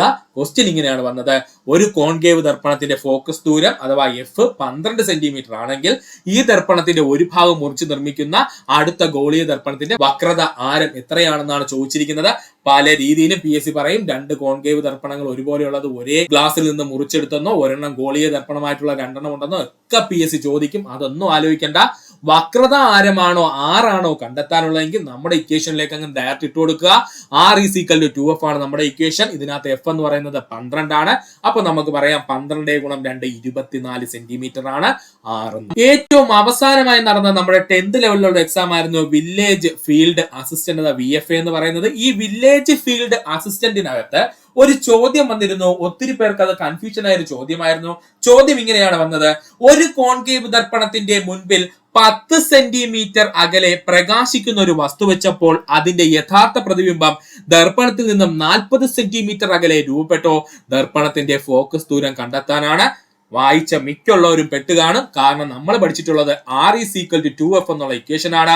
ഇതിനകത്ത് ഫോക്കസ് എന്ന് പറയുന്ന സാധനം തന്നിട്ടില്ല, വക്രത ആരം തന്നിട്ടില്ല. ഇവിടെ ആകെ തന്നിരിക്കുന്ന ഡേറ്റ എന്താണ്, ഒരു കോൺകേവ് ദർപ്പണത്തിന് മുമ്പിൽ പ്രകാശിച്ചിരിക്കുന്ന ഒരു വസ്തു 10 സെന്റിമീറ്റർ ദൂരെ വെച്ചിരിക്കുന്നത് പറഞ്ഞിരിക്കുന്നു. അതിന്റെ പ്രതിബിംബം ആ ദർപ്പണത്തിൽ നിന്നും 40 സെന്റിമീറ്റർ അകലെയായിട്ട് രൂപപ്പെട്ടു എന്ന് പറഞ്ഞിരിക്കുന്നു. വേറെ ഒരു ഡേറ്റയും തന്നിട്ടില്ല. ഇങ്ങനെ ഒരു വസ്തു കൊണ്ടുവന്ന് ദർപ്പണത്തിന് മുമ്പിൽ വെച്ചു ഇത്ര ദൂരെ, ആ വസ്തുവിന്റെ പ്രതിബിംബം ദർപ്പണത്തിൽ നിന്നും ഇത്ര ദൂരെ ഉണ്ടായി എന്ന് കണ്ടു കഴിഞ്ഞാൽ, അല്ലെങ്കിൽ എഫോ ആറോ നമുക്ക് ഡയറക്റ്റ് തരാതെ തന്നിട്ടുണ്ടെങ്കിൽ അപ്പോഴേ നമ്മുടെ ഇക്വേഷൻ മനസ്സിൽ വെച്ചോളണം. 1/f is equal to 1/u plus 1/v എന്നുള്ളത്. 1/f is equal to എന്താണ്, 1/u plus 1/v എന്നുള്ള ഇക്വേഷൻ നമ്മൾ മറക്കരുത്. ഇതും നമ്മുടെ ഒരു മിറർ ഇക്വേഷൻ തന്നെയാണ്. ഈ ഇക്വേഷൻ ഉണ്ടെങ്കിൽ മാത്രമേ ഇങ്ങനെയുള്ള ചോദ്യങ്ങളെ സോൾവ് ചെയ്യാൻ പറ്റുള്ളൂ. അപ്പൊ നമുക്കൊന്ന് സോൾവ് ചെയ്ത് നോക്കാം. ഇവിടെ നമുക്ക് എന്താ കണ്ടുപിടിക്കാനുള്ളത്, ഫോക്കസ് ദൂരമല്ലേ കണ്ടുപിടിക്കാനുള്ളത്. അപ്പൊ നമ്മൾ ഫോക്കസ് ദൂരം കണ്ടുപിടിക്കാൻ പോവാണ്. നമ്മുടെ ജനറൽ ഇക്വേഷൻ എന്താണ് സുഹൃത്തുക്കളെ, 1/f is equal to 1/u plus 1/v എന്നാണ്. ഇതിനകത്ത് u എന്ന് പറയുന്നത് എന്തെന്ന് ചോദിച്ചാല്, നമ്മൾ എവിടെയാണോ ആ പ്രകാശിക്കുന്ന വസ്തു വെച്ചത് ആ വസ്തുവിൽ നിന്നും ദർപ്പണം വരെയുള്ള ദൂരമാണ്. യു എന്ന് പറഞ്ഞു കഴിഞ്ഞാല് എവിടെയാണോ നമ്മൾ വസ്തു വെച്ചിരിക്കുന്നത് ആ വസ്തുവും ദർപ്പണവും തമ്മിലുള്ള ദൂരമാണ്. ഇവിടെ എത്ര ദൂരെയാ നമ്മൾ വസ്തു വെച്ചിരിക്കുന്നത്, പ്രകാശിക്കുന്ന വസ്തു 10 സെന്റിമീറ്റർ ദൂരെയാണ്. അപ്പോ u is equal to 10 centimetre. ഇനി നമ്മൾ v യുടെ കാര്യം എടുക്കുവാണെങ്കിൽ v എന്ന് പറഞ്ഞു കഴിഞ്ഞാൽ വേറെ ഒന്നുമില്ല സുഹൃത്തുക്കളെ, എവിടെയാണോ പ്രതിബിംബം ഉണ്ടായത് അത് മുതൽ ദർപ്പണം വരെയുള്ള ദൂരം, ഇല്ലെങ്കിൽ ദർപ്പണവും പ്രതിബിംബവും തമ്മിൽ ഇടയ്ക്കുള്ള ദൂരത്തിനെയാണ് നമ്മൾ v എന്ന് പറയുന്നത്. അങ്ങനെ ഇവിടെ പ്രതിബിംബവും ദർപ്പണവും തമ്മിലുള്ള ദൂരം എത്രയാ സുഹൃത്തുക്കളെ, 40 സെന്റിമീറ്റർ ആണ്. അപ്പൊ നമുക്ക് v എന്ന് പറയുന്നത് 40 സെന്റിമീറ്റർ എന്ന് പറയാം. കൺഫ്യൂഷൻ ഒന്നും വേണ്ട. u എത്ര കൊടുക്കുമെന്ന് ചോദിച്ചു കഴിഞ്ഞാല് ഒന്നുമില്ല, ദർപ്പണത്തിൽ നിന്നും എവിടെയാണോ നമ്മുടെ പ്രകാശിക്കുന്ന വസ്തു അല്ലെങ്കിൽ ഒരു വസ്തു വെച്ചേക്കുന്നത് ആ വസ്തുവും തമ്മിലുള്ള അകലത്തിനെയാണ് നമ്മൾ യു എന്ന് പറയുന്നത്. ഇനി വി എന്തെന്ന് ചോദിച്ചു കഴിഞ്ഞാൽ ദർപ്പണത്തിൽ നിന്നും ആ വസ്തു വെച്ചതിന്റെ പ്രതിബിംബം ഉണ്ടായല്ലോ, ആ പ്രതിബിംബം വരെയുള്ള ദൂരത്തിനെയാണ് നമ്മൾ വി എന്ന് പറയുന്നത്. ഇവിടുത്തെ കേസിൽ യു 10, വി എന്ന് പറഞ്ഞാൽ എത്രയാണ്? 40 ആണ്. അങ്ങനെയാണെങ്കിൽ നമ്മുടെ കാൽക്കുലേഷനിലേക്ക് നമുക്ക് കടക്കാം. 1/f ഈസ് ഈക്വൽ ടു 1/യുവിന്റെ സ്ഥാനത്ത് ഞാൻ 10 കൊടുത്തു, പ്ലസ് 1/v യുടെ സ്ഥാനത്ത് ഞാൻ എത്ര കൊടുത്തു? 40 കൊടുത്തു. ഇനി നോർമൽ ആയിട്ട് എങ്ങനെയാണോ ഒരു ഭിന്നസംഖ്യ നമ്മൾ കാൽക്കുലേറ്റ് ചെയ്യുന്നത് അതുപോലെ കാൽക്കുലേറ്റ് ചെയ്യുക. ഞാൻ ഇവിടെ ക്രോസ് മൾട്ടിപ്ലിക്കേഷൻ മെത്തേഡാണ് യൂസ് ചെയ്യുന്നത്. ആദ്യം എന്താ ചെയ്യേണ്ടത്? ഛേദങ്ങൾ വ്യത്യാസമാണെങ്കിൽ അവ ഗുണിച്ച് ഛേദമായിട്ട് എഴുതുക. അപ്പൊ 40 ഗുണം 10 എത്രയാണ്? 400 ആണ്. നമ്മുടെ ഛേദം കിട്ടി. ഇനി എന്ത് ചെയ്യുക? ലെഫ്റ്റ് സൈഡിലുള്ള ക്രോസ് റൈറ്റ് ചെയ്യുക, റൈറ്റ് സൈഡിലുള്ള എന്ത് ചെയ്യുക? ലെഫ്റ്റ് സൈഡിലുള്ള വാല്യൂമായിട്ട് ക്രോസ് ചെയ്യുക. അപ്പം 40 ഗുണം 1 നമുക്ക് എത്ര കിട്ടി? 40. ഇനി ഇവിടെ പ്ലസ് ആണ് വന്നിരിക്കുന്ന ഇടയ്ക്കുള്ള സൈന്, അതുകൊണ്ട് പ്ലസ് അതുപോലെ ഇടുക. ഇനി 10 ഗുണം 1 എത്രയാണ്? 10 ആണ്. അത് അതുപോലെ എഴുതുക. അപ്പൊ നമുക്ക് കിട്ടി 50/400 എന്ന് നമുക്ക് ലഭിച്ചു. 50ന്റെ ഒരു പൂജ്യവും 400ന്റെ ഒരു പൂജ്യവും ക്യാൻസൽ ആയി. നമ്മുടെ ഉത്തരം എന്താണ്? 5/40 ആണ് എന്ന് നമുക്ക് എക്സാ ഹോൾ ഇരിക്കുമ്പോൾ ലഭിക്കും. എന്നാ നമ്മൾ ക്വസ്റ്റ്യൻ പേപ്പർ നോക്കിക്കഴിഞ്ഞാല് അതിനകത്ത് ഈ 5/40 എന്നുള്ള ഒരു വാല്യൂ കാണൂല. കാരണം എന്തെന്ന് ചോദിച്ചാല് 1/f ആണ് എന്ത്? 5/40 എന്ന് പറയുന്നത്. നമുക്ക് കിട്ടിയ ഉത്തരം എന്ന് പറയുന്നത് എന്താണ്? 1/f ആണ് നമുക്ക് 5/40 എന്ന് കിട്ടിയത്. നമുക്ക് വേണ്ട 1/f ആണോ? അല്ല, നമുക്ക് f ആണ് വേണ്ടത്. f കിട്ടണമെങ്കിൽ എന്ത് ചെയ്യുക? ഈ കിട്ടിയ ഭിന്നസംഖ്യയുടെ വ്യുൽക്രമം കാണുക. കിട്ടിയിരിക്കുന്ന ഭിന്നസംഖ്യയുടെ വ്യുൽക്രമം കണ്ടാൽ മതി, നമുക്ക് f കിട്ടും. അങ്ങനെയാണെങ്കിൽ നമ്മുടെ 5/40ന്റെ വ്യുൽക്രമം എന്താ? 40/5 ആണ്. അങ്ങനെയാണെങ്കിൽ 5നെ 40 കൊണ്ട് ഡിവൈഡ് ചെയ്യുമ്പോൾ നമുക്ക് എത്ര ലഭിക്കും? ഉത്തരം 8 ലഭിക്കും. അതായത് f ഈസ് ഈക്വൽ ടു 8 ആണ്. അതായത് ഇവിടത്തെ ഫോക്കസ് ദൂരം എന്ന് പറയുന്നത് എത്രയാണ്? 8 ആണ്. ഒരല്പം ചിന്തിച്ച് ചെയ്യേണ്ട പ്രോബ്ലം ആണ്, തെറ്റാൻ സാധ്യതയുണ്ട്. അതുകൊണ്ട് ഒരു 2-3 ക്വസ്റ്റ്യൻസ് നിങ്ങൾക്ക് നെറ്റിൽ ലഭിക്കും. ഇഷ്ടംപോലെ ചോദ്യങ്ങളുണ്ട്, അവയൊക്കെ വർക്ക്ഔട്ട് ചെയ്ത് പഠിക്കാൻ ശ്രമിക്കണം. അപ്പൊ ഒന്നുകൂടി സുഹൃത്തുക്കൾക്ക് ജസ്റ്റ് ഒന്ന് പറഞ്ഞു തരാം. നമ്മുടെ കയ്യിൽ എന്താ ക്വസ്റ്റ്യൻ വന്നിരിക്കുന്നത്? ഒരു കോൺകേവ് ദർപ്പണത്തിന് മുൻപിൽ 10 സെന്റിമീറ്റർ അകലെ പ്രകാശിക്കുന്ന ഒരു വസ്തു ഉണ്ടോ? വെച്ചേക്കട്ടെ അവിടെ. അതിന് യഥാർത്ഥ പ്രതിബിംബം ദർപ്പണത്തിൽ നിന്നും 40 സെന്റിമീറ്റർ അകലെയായിട്ട് രൂപപ്പെടുന്നു. ഓക്കെ, ദർപ്പണത്തിന്റെ ഫോക്കസ് ദൂരം അഥവാ എഫ് ആണ് ചോദിച്ചിരിക്കുന്നത്. 6 ഡയറക്റ്റ് തരാതെ എഫ് ചോദിച്ചു കഴിഞ്ഞാൽ അപ്പോൾ തന്നെ ഓർത്തോളം നമ്മുടെ ഇക്വേഷൻ എന്തായിട്ട് മാറി? 1/f is equal to 1/u plus 1/u എന്നുള്ള ഇക്വേഷനിലോട്ട് മാറി. ഇവിടെ u എന്ന് പറഞ്ഞു കഴിഞ്ഞാൽ എന്താ സുഹൃത്തുക്കളെ? ആ വസ്തുവും നമ്മുടെ കോൺകേവ് ദർപ്പണത്തിനും ഇടയിലുള്ള ദൂരമാണ് നമ്മൾ എന്തെന്ന് പറയുന്നത്? യു എന്ന പേരിൽ അറിയപ്പെടുന്നത്. എന്താണ് സുഹൃത്തുക്കളെ v എന്ന് പറഞ്ഞു കഴിഞ്ഞാല്? ആ കോൺകേവ് ദർപ്പണം അല്ലെങ്കിൽ ആ ദർപ്പണവും പ്രതിബിംബവും തമ്മിലുള്ള അകലത്തിനെയാണ് നമ്മൾ എന്തെന്ന് പറയുന്നത്? v എന്ന് പറയുന്നത്. അങ്ങനെയെങ്കിൽ ഇവിടെ u എത്രയാണ്? 10 ആണ്. കാരണം എന്താ? കോൺകേവ് ദർപ്പണവും വസ്തുവും തമ്മിലുള്ള അകലം പറഞ്ഞിരിക്കുന്നു 10 ആണ് എന്ന്. അതുപോലെ തന്നെ ദർപ്പണവും പ്രതിബിംബവും തമ്മിലുള്ള അകലമാണ് v എന്ന് പറയുന്നത്. അതിവിടെ എത്രയാ? 40 സെന്റിമീറ്ററുമാണ്. ഓക്കെ ആണ്, സെറ്റ് ആണ്. ഇനി നമ്മുടെ കാൽക്കുലേഷനിൽ കിടക്കാം. നമ്മുടെ ഇക്വേഷൻ എന്താ? 1/f is equal to 1/u plus 1/v എന്നാണ്. ഇതിനകത്ത് യുവിന്റെ വാല്യൂ നമുക്ക് കൊടുക്കാമല്ലോ. എത്രയാണ്? 10 ആണ്. പ്ലസ് 1/v, വിയുടെ വാല്യൂ എത്രയാണ്? 40 ആണ്. അങ്ങനെയെങ്കിൽ ഇനി നമുക്ക് രണ്ട് ഭിന്നസംഖ്യകൾ എങ്ങനെ കൂട്ടാം എന്നുള്ള രീതിയിൽ നമുക്ക് നോക്കാം. ഞാൻ ചെയ്യുന്ന ക്രോസ് മൾട്ടിപ്ലിക്കേഷൻ ആണ്. ക്രോസ് മൾട്ടിപ്ലിക്കേഷൻ ചെയ്യുമ്പോൾ നമുക്ക് ഛേദഭാഗത്ത് എത്ര വരും? 400 വരും. അതുപോലെ അംശഭാഗത്ത് 40 പ്ലസ് 10 നമുക്ക് എത്ര കിട്ടും? 50/400 എന്ന് ലഭിക്കും. 50-ൽ ഒരു പൂജ്യവും 400-ലെ ഒരു പൂജ്യവും കട്ട് ചെയ്ത് കളഞ്ഞാൽ നമുക്ക് പറ്റും 5/40 എന്ന് ലഭിക്കും. ഇത് സത്യത്തിൽ എന്താണ്? 1/fന്റെ വാല്യൂ ആണ് ഈ 5/40 എന്നുള്ളത്.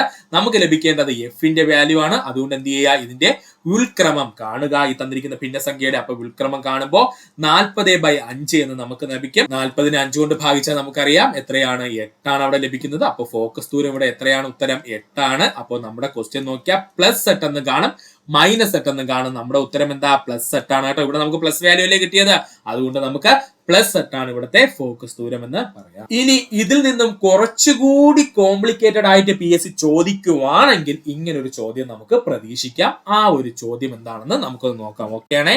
ബൈ ചാൻസ് PSC ഒന്നുകൂടി കടുപ്പിച്ച് കഴിഞ്ഞാൽ മാത്രം ചോദിക്കുന്ന ചോദ്യമാണ്. നമുക്ക് നോക്കാം. ഒരു കോൺകേവ് ദർപ്പണത്തിന് മുൻപിൽ 10 സെന്റിമീറ്റർ അകലെ ഒരു പ്രകാശിക്കുന്ന വസ്തു വെച്ചപ്പോൾ അതിന്റെ യഥാർത്ഥ പ്രതിബിംബം ദർപ്പണത്തിന് 40 സെന്റിമീറ്റർ അകലെ ദർപ്പണത്തിന്റെ വക്രത ആരം കണ്ടെത്താൻ ചോദിക്കും. അതായത് ഫോക്കസ് ദൂരമല്ലാതെ വക്രത ആരം ഡയറക്റ്റ് കണ്ടെത്താൻ ചോദിക്കും. ഇങ്ങനെ വരുന്ന സിറ്റുവേഷൻസിൽ ആദ്യം നമ്മൾ ഫോക്കസ് ദൂരം കണ്ടെത്തണം. ആ focus ദൂരത്തിനെ R is equal to 2f എന്നുള്ള ഇക്വേഷനിൽ ഇട്ടാൽ മാത്രമേ നമുക്ക് എന്ത് ലഭിക്കുകയുള്ളൂ? വക്രതാരം ലഭിക്കുകയുള്ളൂ. അപ്പോ രണ്ട് ഇക്വേഷന്റെയും കൂടെ കോമ്പിനേഷൻ ആയിട്ട് വരും. അതായത് 1/f is equal to 1/u plus 1/v എന്നുള്ള ഇക്വേഷൻ നമുക്ക് അറിഞ്ഞിരിക്കണം. അതുപോലെ തന്നെ R is equal to 2f എന്നുള്ള ഇക്വേഷൻ നമ്മൾ അറിഞ്ഞാൽ മാത്രമേ ഇങ്ങനെ ഒരു പ്രോബ്ലം ചെയ്യാൻ പറ്റുള്ളൂ. ചോദിക്കാൻ സാധ്യത കുറവാണ്, പക്ഷേ എക്സാം ടഫ് ആയി കഴിഞ്ഞാൽ ഉറപ്പായിട്ട് PSC ഇങ്ങനെ ചോദ്യം ചോദിക്കാൻ സാധ്യതയുണ്ട്. അപ്പൊ ക്വസ്റ്റ്യൻ ഇത്രയേ ഉള്ളൂ. ഒരു കോൺകേവ് ദർപ്പണത്തിന് മുമ്പിൽ 10 സെന്റിമീറ്റർ അകലെയായിട്ട് പ്രകാശിക്കുന്ന ഒരു വസ്തു വെച്ചപ്പോൾ അതിന്റെ പ്രതിബിംബം എവിടെ ലഭിച്ചു? 40 സെന്റിമീറ്റർ അകലെയായിട്ട് ലഭിച്ചു. എങ്കിൽ PSC ചോദിക്കും വക്രത ആരം എത്രയാണ്. നമുക്കൊന്ന് നോക്കാം. നേരത്തെ നമ്മൾ ചെയ്ത പരിപാടി തന്നെയാണ്. 1/f is equal to 1/u plus 1/v എന്നാണ് നമ്മുടെ ഇക്വേഷൻ എന്ന് പറയുന്നത്. u എന്ന് പറയുന്നത് നമുക്കറിയാം എത്രയാണ്? 10 ആണ്. അപ്പൊ 1/10 പ്ലസ് v എന്നറിയുന്നത് എത്രയാണ്? 40 ആണ് നമുക്കറിയാം. അപ്പൊ 1/14 ആണ്. is equal to നമുക്ക് പറയാം ക്രോസ് മൾട്ടിപ്ലിക്കേഷൻ ചെയ്യുമ്പോൾ 400 ഡിവൈഡഡ് ബൈ നേരത്തെ ചെയ്ത് തന്നെയാണ് 40 പ്ലസ് 10 നമ്മുടെ ഉത്തരം 50/400 എന്ന് ലഭിക്കും. 50ന്റെ 0 400ന്റെ 0/5/40 ഇതെന്ന് പറയുന്നത് 1/f ആണ്. അതുകൊണ്ട് നമുക്ക് ഇതിന്റെ ഉൾക്രമം കാണണം. 40/5 നമ്മുടെ ഉത്തരം 8 സെന്റിമീറ്റർ എന്ന്. അപ്പോൾ നമ്മുടെ ഫോക്കസ് ദൂരം ലഭിച്ചു എത്രയാണ്? 8 സെന്റിമീറ്റർ എന്ന്.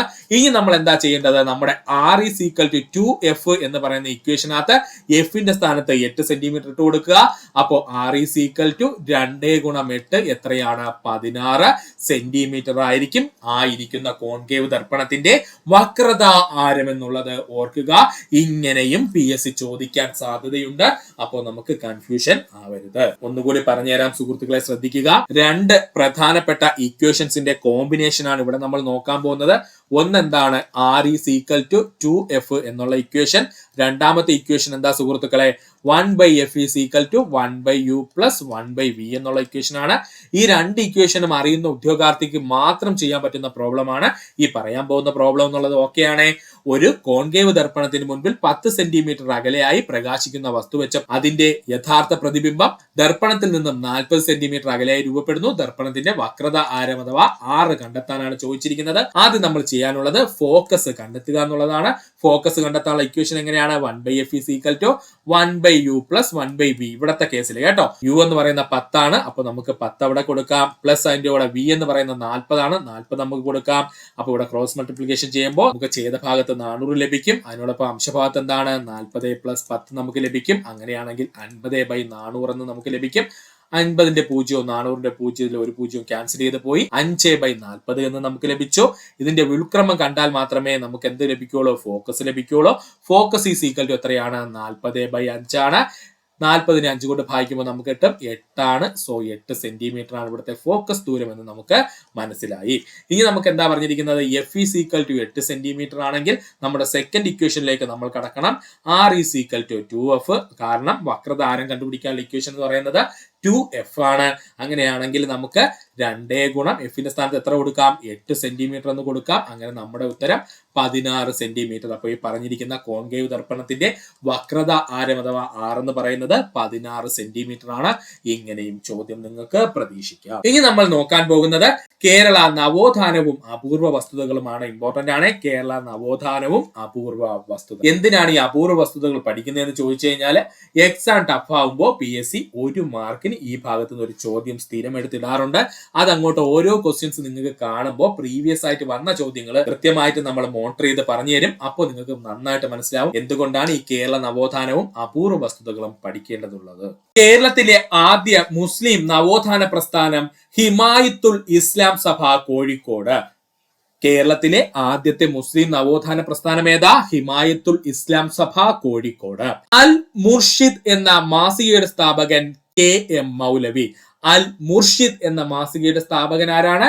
KM മൗലവിയാണ്.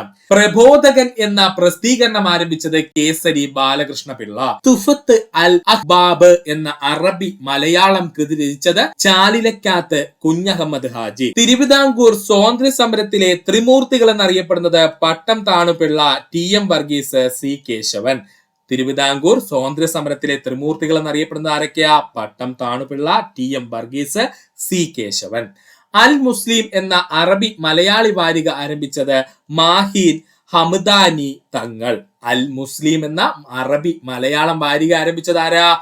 മാഹീൻ ഹമദാനി തങ്ങളാണ്. മലബാർ കളക്ടറായിരുന്ന HB കനോലിയാൽ നാടുകടത്തപ്പെട്ട മലബാറിലെ മാപ്പിള നേതാവ് സയ്യിദ് ഫസൽ തങ്ങള്. മലബാർ കളക്ടറായിരുന്ന HB കനോലിയാൽ നാടുകടത്തപ്പെട്ട മലബാറിലെ മാപ്പിള നേതാവ് സയ്യിദ് ഫസൽ തങ്ങളാണ്. തിരുവിതാംകൂർ സ്റ്റേറ്റ് കോൺഗ്രസിന്റെ ആദ്യത്തെ പ്രസിഡന്റ് പട്ടം താണുപിള്ള. പ്രീവിയസ് ആണ്. തിരുവിതാംകൂർ സ്റ്റേറ്റ് കോൺഗ്രസിന്റെ ആദ്യത്തെ പ്രസിഡന്റ് ആരാണ്? പട്ടം താണുപിള്ളയാണ്. പയ്യന്നൂർ സത്യാഗ്രഹത്തിന്റെ നേതാവ് K കേളപ്പൻ. ഇപ്പോ അത് കോമൺ ക്വസ്റ്റ്യൻ ആയിട്ട് മാറിയിട്ടുണ്ട്. പയ്യന്നൂർ സത്യാഗ്രഹത്തിന്റെ നേതാവ് ആരാണ്? K കേളപ്പനാണ്. ബാസൽ മിഷന്റെ നേതൃത്വത്തിൽ മലബാറിലെ ആദ്യ ഇംഗ്ലീഷ് മീഡിയം സ്കൂൾ സ്ഥാപിച്ചത് തലശ്ശേരി. വർഷം 1856. പ്രീവിയസ് ക്വസ്റ്റ്യൻ ആണ്. ബാസൽ മിഷന്റെ നേതൃത്വത്തിൽ മലബാറിലെ ആദ്യ ഇംഗ്ലീഷ് മീഡിയം സ്കൂൾ സ്ഥാപിതമായ സ്ഥലം തലശ്ശേരി. വർഷം 1856. കൊച്ചി ഗവൺമെന്റിന്റെ സാമ്പത്തിക സഹായത്തോടെ മട്ടാഞ്ചേരിയിൽ ഇംഗ്ലീഷ് സ്കൂൾ സ്ഥാപിച്ച മിഷണറി ഏതാണ്? റവറൽ J ഡൗൺസൺ. 1818. ഇമ്പോർട്ടന്റ് ആണ്. കൊച്ചി ഗവൺമെന്റിന്റെ സാമ്പത്തിക സഹായത്തോടെ മട്ടാഞ്ചേരിയിൽ ഇംഗ്ലീഷ് സ്കൂൾ സ്ഥാപിച്ച മിഷണറി ഏതാണ്? റവറൽ J ഡൗൺസൺ. 1818 ഈ സ്കൂൾ ആരംഭിക്കുന്നത്. ഗുരുവായൂർ സത്യാഗ്രഹത്തിന്റെ ക്ഷേത്രപ്രവേശന ക്യാമ്പയിന്റെ ക്യാപ്റ്റൻ ആയിരുന്നത് സുബ്രഹ്മണ്യം തിരുമുമ്പ്. പ്രീവിയസ് ആണ്. ഗുരുവായൂർ സത്യാഗ്രഹത്തിന്റെ ക്ഷേത്രപ്രവേശന ക്യാമ്പയിൻ ക്യാപ്റ്റൻ ആരെന്ന് ചോദിച്ചാൽ സുബ്രഹ്മണ്യം തിരുമുമ്പാണ്. അടിമകൾ എങ്ങനെ ഉടമകളായി എന്ന മലയാള കൃതി രചിച്ചത് വിഷ്ണു ഭാരതീയൻ. അടിമകൾ എങ്ങനെ ഉടമകളായി എന്ന മലയാള കൃതി രചിച്ചത് വിഷ്ണു ഭാരതീയൻ. ഖിലാഫത്ത് സ്മരണകൾ എന്ന ആത്മകഥയുടെ രചയിതാവ് ബ്രഹ്മദത്തൻ നമ്പൂതിരിപ്പാട്. ഖിലാഫത്ത് സ്മരണകൾ എന്ന ആത്മകഥയുടെ രചയിതാവ് ബ്രഹ്മദത്തൻ നമ്പൂതിരിപ്പാട്. പറങ്ങോടി പരിണയം എന്ന കൃതി രചിച്ചത് കിഴക്കേപ്പാട്ട് രാമൻകുട്ടി മേനോൻ. പ്രീവിയസ് ആണ്. പറങ്ങോടി പരിണയം എന്ന കൃതി രചിച്ചത് ആരാണ്? കിഴക്കേപ്പാട്ട് രാമൻകുട്ടി മേനോനാണ്. നിരണം പട എന്ന പ്രസ്ഥാനം രൂപീകരിച്ചത് E ജോൺ ജേക്കബ് ആണ്. പ്രീവിയസ് ക്വസ്റ്റ്യൻ വന്നിരിക്കുന്നു. നിരണം പട എന്ന പ്രസ്ഥാനം രൂപീകരിച്ചത് E ജോൺ ജേക്കബ് ആണ്. ശ്രീനാരായണ താന്ത്രിക വിദ്യാപീഠത്തിന്റെ സ്ഥാപകൻ പറവൂർ ശ്രീധരൻ തന്ത്രി. ശ്രീനാരായണ താന്ത്രിക വിദ്യാപീഠത്തിന്റെ സ്ഥാപകൻ ആരാണ്? പറവൂർ ശ്രീധരൻ തന്ത്രിയാണ്. അഖില കൊച്ചി മിശ്ര വിവാഹ സംഘം സ്ഥാപിച്ചത് ചൊവ്വര പരമേശ്വരൻ. അഖില കൊച്ചി മിശ്ര വിവാഹ സംഘം സ്ഥാപിച്ചത് ആരാണ്? ചൊവ്വര പരമേശ്വരനാണ്. ചേരമർ ക്രിസ്ത്യൻ സഭയുടെ സ്ഥാപകൻ ആശീർവാദം ആശാൻ. വർഷം 1923.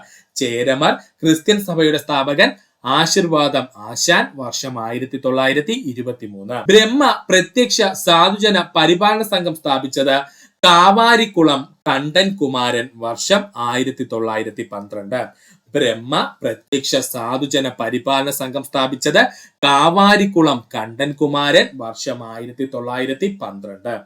പുത്തൻ പാന എന്ന കൃതി രചിച്ച ജെസ്യൂട്ട് മിഷണറി അർണോസ് പാതിരി. ഇപ്പൊ പ്രീവിയസ് ആയി ചോദിച്ചുകൊണ്ടിരിക്കുന്നു. പുത്തൻ പാന എന്ന കൃതി രചിച്ച ജെസ്യൂട്ട് മിഷണറി ആരാണ്? അർണോസ് പാതിരിയാണ്. The decline of Nair dominance society and politics in Travancore 1847-1908 എന്ന കൃതി രചിച്ചത് റോബിൻസ് ജെഫ്രി ആണ്. ഇമ്പോർട്ടന്റ് ആണ്.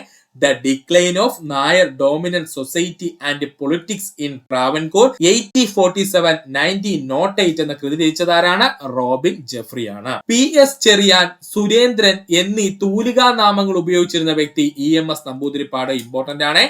PS ചെറിയാൻ എന്നും സുരേന്ദ്രൻ എന്നീ തൂലികാ നാമങ്ങൾ ഉപയോഗിച്ചിരുന്ന വ്യക്തി ആരാണ്? EMS നമ്പൂതിരിപ്പാടാണ്. ജാതി വ്യവസ്ഥയും കേരള ചരിത്രവും എന്ന കൃതി രചിച്ചത് PK ബാലകൃഷ്ണനാണ്. ജാതി വ്യവസ്ഥയും കേരള ചരിത്രവും എന്ന കൃതി രചിച്ചത് ആരാണ്? PK ബാലകൃഷ്ണനാണ്. കൊച്ചി രാജ്യ പ്രജാമണ്ഡലം രൂപീകരിക്കപ്പെട്ട വർഷം 1941 ജനുവരി 26. കൊച്ചി രാജ്യ പ്രജാമണ്ഡലം രൂപീകരിക്കപ്പെട്ട വർഷം 1941 ജനുവരി 26. Previous question. കൊച്ചി രാജ്യ പ്രജാമണ്ഡലത്തിന്റെ ആദ്യ സെക്രട്ടറി VR കൃഷ്ണൻ എഴുത്തച്ഛൻ. കൊച്ചി രാജ്യ പ്രജാമണ്ഡലത്തിന്റെ ആദ്യ സെക്രട്ടറി ആരാണ്? VR കൃഷ്ണൻ എഴുത്തച്ഛനാണ്. ഇതും പ്രീവിയസ് ആയി ചോദിച്ചതാണ്. കേരള പ്രദേശ് കോൺഗ്രസ് കമ്മിറ്റിയുടെ സ്ഥാപക സെക്രട്ടറി എന്നറിയപ്പെടുന്നത് K Madhavan Nair 1921. Previous question പിന്നെയും വന്നിരിക്കുന്നു. കേരള പ്രദേശ് കോൺഗ്രസ് കമ്മിറ്റിയുടെ സ്ഥാപകൻ സെക്രട്ടറി എന്നറിയപ്പെടുന്നത് കെ മാധവൻ നായർ, വർഷം 1921. പയ്യന്നൂരിൽ നടന്ന 4ാം അഖില കേരള രാഷ്ട്രീയ സമ്മേളനത്തിന് അധ്യക്ഷത വഹിച്ചത് ജവഹർലാൽ നെഹ്റു 1928. പയ്യന്നൂരിൽ നടന്ന 4ാം അഖില കേരള രാഷ്ട്രീയ സമ്മേളനത്തിന് അധ്യക്ഷത വഹിച്ചത് ജവഹർലാൽ നെഹ്റു, വർഷം 1928. 1934 പട്ടണക്കാട് സ്ഥാപിച്ച തീയ യുവജന സംഘത്തിന്റെ ചെയർപേഴ്സൺ ആയിരുന്ന വ്യക്തി ഇ മാധവൻ. 1934 പട്ടണക്കാട് സ്ഥാപിച്ച തീയ യുവജന സംഘത്തിന്റെ ചെയർപേഴ്സൺ ആയിരുന്ന വ്യക്തി ആരാണ്? ഇ മാധവൻ. കേരളത്തിൽ ഏത് നവോത്ഥാന നായകന്റെ ജീവചരിത്രമാണ് 23 ഇന്ത്യൻ ഭാഷകളിലേക്ക് പ്രസിദ്ധീകരിക്കാൻ കേന്ദ്ര സാഹിത്യ അക്കാദമി തീരുമാനിച്ചത്? ശ്രീനാരായണ ഗുരുവിന്റെ. ഇമ്പോർട്ടന്റ് ആണ്. കേരളത്തിലെ ഏത് നവോത്ഥാന നായകന്റെ ജീവചരിത്രമാണ് 23 ഇന്ത്യൻ ഭാഷകളിലേക്ക് പ്രസിദ്ധീകരിക്കാൻ കേന്ദ്ര സാഹിത്യ അക്കാദമി തീരുമാനിച്ചത്? ശ്രീനാരായണ ഗുരുവിന്റെ. മേൽമുണ്ട് സമര നായികമാരെന്നറിയപ്പെടുന്നത് വേളാത്ത് ലക്ഷ്മിക്കുട്ടി, കെ കുറുമ്പ, KC കാളിക്കുട്ടി. മേൽമുണ്ട് സമര നായികമാരെന്നറിയപ്പെടുന്നത് വേളാത്ത് ലക്ഷ്മിക്കുട്ടി, കെ കുറുമ്പ, KC കാളിക്കുട്ടി. ചേരൂർ കലാപം നടന്ന വർഷം 1843. ചേരൂർ കലാപം നടന്ന വർഷം 1843. മന്നത്ത് ഉൽ ഇസ്ലാം സഭ രൂപം കൊണ്ട വർഷം 1900 പൊന്നാനിയില്. മന്നത്ത് ഉൽ ഇസ്ലാം സഭ രൂപം കൊണ്ട വർഷം 1900 പൊന്നാനിയില്. അഖില കേരള ഗ്രന്ഥശാല സംഘം സ്ഥാപിച്ചത് 1945. അഖില കേരള ഗ്രന്ഥശാല സംഘം രൂപീകരിക്കപ്പെട്ടത് 1945. ശൂരനാട് കലാപം നടന്ന വർഷം 1949. ഇമ്പോർട്ടന്റ് ആണ്. ശൂരനാട് കലാപം നടന്ന വർഷം 1949. മുസ്ലിം എഡ്യൂക്കേഷൻ സൊസൈറ്റി സ്ഥാപിതമായ വർഷം 1964. ഇമ്പോർട്ടന്റ് ആണ്, ചോദിക്കാൻ സാധ്യതയുണ്ട്. മുസ്ലിം എഡ്യൂക്കേഷൻ സൊസൈറ്റി സ്ഥാപിതമായ വർഷം 1964. താഴ്ന്ന ജാതിയിൽപ്പെട്ട കുട്ടികൾക്ക് സ്കൂൾ പ്രവേശനത്തിനായി പുല്ലാട് ലഹള നയിച്ചത് വെള്ളിക്കര ചോതി. ഇപ്പൊ അങ്ങോട്ട് ചോദിച്ചതേ ഉള്ളൂ. ഇമ്പോർട്ടന്റ് ആണ്. താഴ്ന്ന ജാതിയിൽപ്പെട്ട കുട്ടികൾക്ക് സ്കൂൾ പ്രവേശനത്തിനായി പുല്ലാട് ലഹള നയിച്ചത് ആരാണ്? വെള്ളിക്കര ചോതിയാണ്. League of the oppressed people എന്ന സംഘടന സ്ഥാപിച്ചത് ചെമ്പക രാമൻപിള്ളയും എമേഴ്സണും ചേർന്നിട്ട്. ഇമ്പോർട്ടന്റ് ആണ്. League of the oppressed people എന്ന സംഘടന ആരംഭിച്ചത് ചെമ്പക രാമൻപിള്ളയും അതിനോടൊപ്പം എഡ്വിൻ എമേഴ്സണും ചേർന്നാണ്. ഓർക്കുക. കേരള ഗൗതമൻ എന്നറിയപ്പെടുന്നത് കുരിശ്ശേരി ഗോപാലപിള്ള. കേരള ഗൗതമൻ എന്നറിയപ്പെടുന്നത് കുരിശ്ശേരി ഗോപാലപിള്ള. അന്തർജന സമാജത്തിന്റെ നേതൃത്വത്തിൽ തൊഴിൽ കേന്ദ്രം സ്ഥാപിക്കപ്പെട്ട പ്രദേശം ലക്കിടി. ഇമ്പോർട്ടന്റ് ആണ്. അന്തർജന സമാജത്തിന്റെ നേതൃത്വത്തിൽ തൊഴിൽ കേന്ദ്രം സ്ഥാപിക്കപ്പെട്ട പ്രദേശം ഏതാ? ലക്കിടിയാണ്. സാമുദായ പരിഷ്കരണി എന്ന മാസികയുടെ സ്ഥാപകൻ C കൃഷ്ണപിള്ള. സാമുദായിക പരിഷ്കരണി എന്ന മാസികയുടെ സ്ഥാപകൻ ആരാ? C കൃഷ്ണപിള്ളയാണ്. മലയാളി സഭയുടെ സ്ഥാപകൻ C കൃഷ്ണപിള്ള, വർഷം 1884. മലയാളി സഭയുടെ സ്ഥാപകൻ C കൃഷ്ണപിള്ള, വർഷം 1884. കേരളീയ നായർ സമാജത്തിന്റെ സ്ഥാപകൻ C കൃഷ്ണപിള്ള. കേരളീയ നായർ സമാജത്തിന്റെ സ്ഥാപകൻ C കൃഷ്ണപിള്ള. സാമുദായോത്തേജകൻ എന്ന പേരിൽ അറിയപ്പെടുന്ന സാമൂഹ്യ പരിഷ്കർത്താവ് C കൃഷ്ണപിള്ള. സാമുദായോത്തേജകൻ എന്ന പേരിൽ അറിയപ്പെടുന്ന സാമൂഹ്യ പരിഷ്കർത്താവ് ആരാ? C കൃഷ്ണപിള്ളയാണ്. ഗുരുവായൂർ സത്യാഗ്രഹത്തിന്റെ ഭാഗമായി കണ്ണൂരിൽ നിന്നും റൂട്ട് മാർച്ച് നേതൃത്വം നൽകിയത് സുബ്രഹ്മണ്യം തിരുമുമ്പും AKGയുമാണ്. ഇപ്പൊ പ്രീവിയസ് ആയി ചോദിച്ചുകൊണ്ടിരിക്കുന്നതാണ്. ഗുരുവായൂർ സത്യാഗ്രഹത്തിന്റെ ഭാഗമായി കണ്ണൂരിൽ നിന്നുള്ള റൂട്ട് മാർച്ചിന് നേതൃത്വം നൽകിയത് സുബ്രഹ്മണ്യം തിരുമുമ്പും AKGയുമാണ്. ഓർക്കുക. കേരളത്തിന്റെ പാടുന്ന പടവാൾ എന്നറിയപ്പെടുന്നത് സുബ്രഹ്മണ്യം തിരുമുമ്പ്. കേരളത്തിലെ പാടുന്ന പടവാൾ എന്നറിയപ്പെടുന്നത് സുബ്രഹ്മണ്യം തിരുമുമ്പ്. Previous question. മോത്തിലാൽ നെഹ്റുവിന്റെ ഇൻഡിപെൻഡൻസ്, ഗാന്ധിയുടെ യങ് ഇന്ത്യ എന്നീ പത്രങ്ങളിൽ എഡിറ്ററായി സേവനമനുഷ്ഠിച്ച മലയാളി ജോർജ് ജോസഫ്. ഇമ്പോർട്ടന്റ് ആണ്. മോത്തിലാൽ നെഹ്റുവിന്റെ ഇൻഡിപെൻഡൻസ്, ഗാന്ധിജിയുടെ യങ് ഇന്ത്യ എന്നീ പത്രങ്ങളിൽ എഡിറ്ററായി സേവനമനുഷ്ഠിച്ച മലയാളി ജോർജ് ജോസഫ്. ഇപ്പൊ പ്രീവിയസ് ആയി ചോദിച്ചിട്ടുണ്ട്. കടത്തനാടൻ സിംഹം എന്നറിയപ്പെടുന്ന നവോത്ഥാന നായകൻ കൂരിയുലി ചേകോൻ. ഇപ്പൊ അങ്ങോട്ട് പ്രീവിയസ് ആയി ചോദിച്ചതേ ഉള്ളൂ. കടത്തനാടൻ സിംഹം എന്ന പേരിൽ അറിയപ്പെടുന്ന നവോത്ഥാന നായകൻ കൂരിയുലി ചേകോനാണ്. തിരുവിതാംകൂർ പബ്ലിക് ലൈബ്രറിയുടെ സ്ഥാപകൻ കേണൽ എഡ്വേർഡ് കഡോക്കനാണ്. തിരുവിതാംകൂർ പബ്ലിക് ലൈബ്രറിയുടെ സ്ഥാപകൻ ആരാണ്? Colonel Edward കഡോക്കനാണ്. നിവർത്തന പ്രക്ഷോഭത്തിന്റെ ഭാഗമായി സംയുക്ത രാഷ്ട്രീയ സമിതി രൂപീകരിച്ചത് C Keshavan, NV Joseph, TM Varghese. ഓർത്തോളനെ. നിവർത്തന പ്രക്ഷോഭത്തിന്റെ ഭാഗമായി സംയുക്ത രാഷ്ട്രീയ സമിതി രൂപീകരിച്ച വ്യക്തികൾ ആരാണ്? C Keshavan, NV Joseph, TM Varghese എന്നിവരാണ്. ഇമ്പോർട്ടന്റ്. 1983 കേരള ഹരിജൻ ഫെഡറേഷൻ നടത്തിയ പത്മനാഭസ്വാമി ക്ഷേത്രം മുതൽ ഗുരുവായൂർ ക്ഷേത്രം വരെ നീണ്ട പദയാത്ര നയിച്ചത് കല്ലറ സുകുമാരൻ. ഇമ്പോർട്ടന്റ് ആണ്. 1983 കേരള ഹരിജൻ ഫെഡറേഷൻ നടത്തിയ പത്മനാഭസ്വാമി ക്ഷേത്രം മുതൽ ഗുരുവായൂർ ക്ഷേത്രം വരെ നീണ്ട പദയാത്ര നയിച്ചതാരാണ്? കല്ലറ സുകുമാരൻ. ഗജകേസരി എന്ന മാസികയുടെ സ്ഥാപകൻ സ്വാമി ഗുരുപ്രസാദ്. ഗജകേസരി എന്ന മാസികയുടെ സ്ഥാപകൻ ആരാണ്? സ്വാമി ഗുരുപ്രസാദ് ആണ്. അപ്പന്റെ മകൻ എന്ന നോവൽ രചിച്ചത് ഭാവത്രതൻ നമ്പൂതിരിപ്പാട്. ഇമ്പോർട്ടന്റ് ആണ്, പ്രീവിയസ് ആയി ചോദിച്ചതാണ്. അപ്പന്റെ മകൻ എന്ന നോവൽ രചിച്ചത് ഭാവത്രതൻ നമ്പൂതിരിപ്പാട്. ഭൂഗോള ചരിതം എന്ന കൃതി രചിച്ചത് AR രാജരാജവർമ്മ. ഇമ്പോർട്ടന്റ് ആണ്. ഭൂഗോള ചരിതം എന്ന കൃതി രചിച്ചത് AR രാജരാജവർമ്മ. അങ്കാല സാമ്രാജ്യം എന്ന കൃതി രചിച്ചത് AR രാജരാജവർമ്മ. അങ്കാല സാമ്രാജ്യം എന്ന കൃതി രചിച്ചത് AR രാജരാജവർമ്മ. വയലാർ സ്റ്റാലിൻ എന്നറിയപ്പെടുന്നത് KC കുമാരപണിക്കർ. ഇപ്പൊ അങ്ങോട്ട് പ്രീവിയസ് ആയി ചോദിച്ചതേ ഉള്ളൂ. വയലാർ സ്റ്റാലിൻ എന്നറിയപ്പെടുന്നത് ആരാണ്? KC കുമാരപണിക്കരാണ്. അഭ്യുദയം എന്ന മലയാള ബ്രാഹ്മണ വാരിക ആരംഭിച്ചത് അല്ലെങ്കിൽ പ്രസിദ്ധീകരിച്ചത് ആരാണ്? MS കേശവൻ പോറ്റിയാണ്. അഭ്യുദയം എന്ന മലയാള ബ്രാഹ്മണ വാരിക പ്രസിദ്ധീകരിച്ചത് MS കേശവൻ പോറ്റിയാണ്. നളചരിതം ആട്ടക്കഥയെ കേരള ശാകുന്തളം എന്ന് വിശേഷിപ്പിച്ചത് ജോസഫ് മുണ്ടശ്ശേരി. പ്രീവിയസ് ക്വസ്റ്റ്യൻ ആണ്. നളചരിതം ആട്ടക്കഥയെ കേരള ശാകുന്തളം എന്ന് വിശേഷിപ്പിച്ചത് ജോസഫ് മുണ്ടശ്ശേരിയാണ്. കേരളത്തിലെ കോൺഗ്രസ് കമ്മിറ്റി അഖിലേന്ത്യാ രാഷ്ട്രീയ സഹന ദിനമായി ആചരിച്ചത് 1930 ഓഗസ്റ്റ് 15. കേരളത്തിലെ കോൺഗ്രസ് കമ്മിറ്റി അഖിലേന്ത്യാ രാഷ്ട്രീയ സഹന ദിനമായി ആചരിച്ചത് 1930 ഓഗസ്റ്റ് 15. 1903 കോഴിക്കോട് നടന്ന രാഷ്ട്രീയ സമ്മേളനത്തിന്റെ അധ്യക്ഷതയായിരുന്നത് C വിജയരാഘവാചാരി. പ്രീവിയസ് ക്വസ്റ്റ്യൻ ആണ്. 1903 കോഴിക്കോട് നടന്ന രാഷ്ട്രീയ സമ്മേളനത്തിന്റെ അധ്യക്ഷത ആരായിരുന്നു? C വിജയരാഘവാചാരി ആയിരുന്നു. മഞ്ചേരി കാർഷിക കലാപം നയിച്ചത് ഫസൽ പൂക്കോയ തങ്ങൾ. വർഷം 1849. മഞ്ചേരി കാർഷിക കലാപം നയിച്ചത് ഫസൽ പൂക്കോയ തങ്ങൾ. വർഷം 1849. കേരളത്തിലെ ട്രേഡ് യൂണിയൻ പ്രസ്ഥാനത്തിന്റെ ആദ്യ രക്തസാക്ഷി എന്നറിയപ്പെടുന്നത് വാടാപ്പുറം PK ബാവയാണ്. പ്രീവിയസ് ക്വസ്റ്റ്യൻ ആണ്. കേരള ട്രേഡ് യൂണിയൻ പ്രസ്ഥാനത്തിന്റെ ആദ്യ രക്തസാക്ഷി എന്നറിയപ്പെടുന്നത് വാടാപ്പുറം PK ബാവയാണ്. 1867 സ്ഥാപിതമായ തിരുവിതാംകൂർ ബുക്ക് കമ്മിറ്റിയുടെ അധ്യക്ഷനായിരുന്നു കേരളവർമ്മ വലിയകോയി തമ്പുരാൻ. 1867 സ്ഥാപിതമായ തിരുവിതാംകൂർ ബുക്ക് കമ്മിറ്റിയുടെ അധ്യക്ഷനായിരുന്നു കേരള വലിയകോയി തമ്പുരാൻ. അപ്പോ ഈ കേരള നവോത്ഥാനവും അപൂർവ വസ്തുതകളും പഠിച്ചപ്പോൾ തന്നെ സുഹൃത്തുക്കൾക്ക് മനസ്സിലായി കാണും. ഈ കഴിഞ്ഞ PSCയുടെ എക്സാമിന് വരെ ചോദിച്ച ചോദ്യങ്ങൾ ഈ കേരള നവോത്ഥാനം അപൂർവ വസ്തുതകളിൽ നിന്നാണ്. അതുകൊണ്ട് തന്നെ ഈ ഭാഗത്ത് നിന്ന് 1 മാർക്ക് നിങ്ങൾക്ക് ഈസി ആയിട്ട് ലഭിക്കും. അതുകൊണ്ട് സുഹൃത്തുക്കൾ ഈ ഭാഗം വ്യക്തമായിട്ട് പഠിക്കാൻ ശ്രമിക്കുക. ഇത്രയും നേരം ഈ വീഡിയോ ഉള്ള സുഹൃത്തുക്കളെല്ലാവർക്കും നന്ദി, നമസ്കാരം. നിങ്ങൾക്ക് ഈ വീഡിയോ ഇഷ്ടമായെങ്കിൽ നിങ്ങളുടെ സുഹൃത്തുക്കൾ കൂടി ഒന്ന് ഷെയർ ചെയ്ത് കൊടുക്കുക. അതിനോടൊപ്പം തന്നെ നമ്മുടെ ചാനൽ സബ്സ്ക്രൈബ് ചെയ്ത് സഹായിക്കുക. സബ്സ്ക്രൈബ് ബട്ടനോട് ചേർന്നുള്ള ബെൽ ബട്ടൺ അമർത്തി കഴിഞ്ഞാൽ നമ്മൾ അപ്ലോഡ് ചെയ്യുന്ന വീഡിയോകൾ അപ്പോൾ തന്നെ സുഹൃത്തുക്കളെ നിങ്ങൾ എത്തുന്നതാണ്. സുഹൃത്തുക്കളെല്ലാവർക്കും നന്ദി, നമസ്കാരം. നല്ലൊരു ദിവസം നേരുന്നു.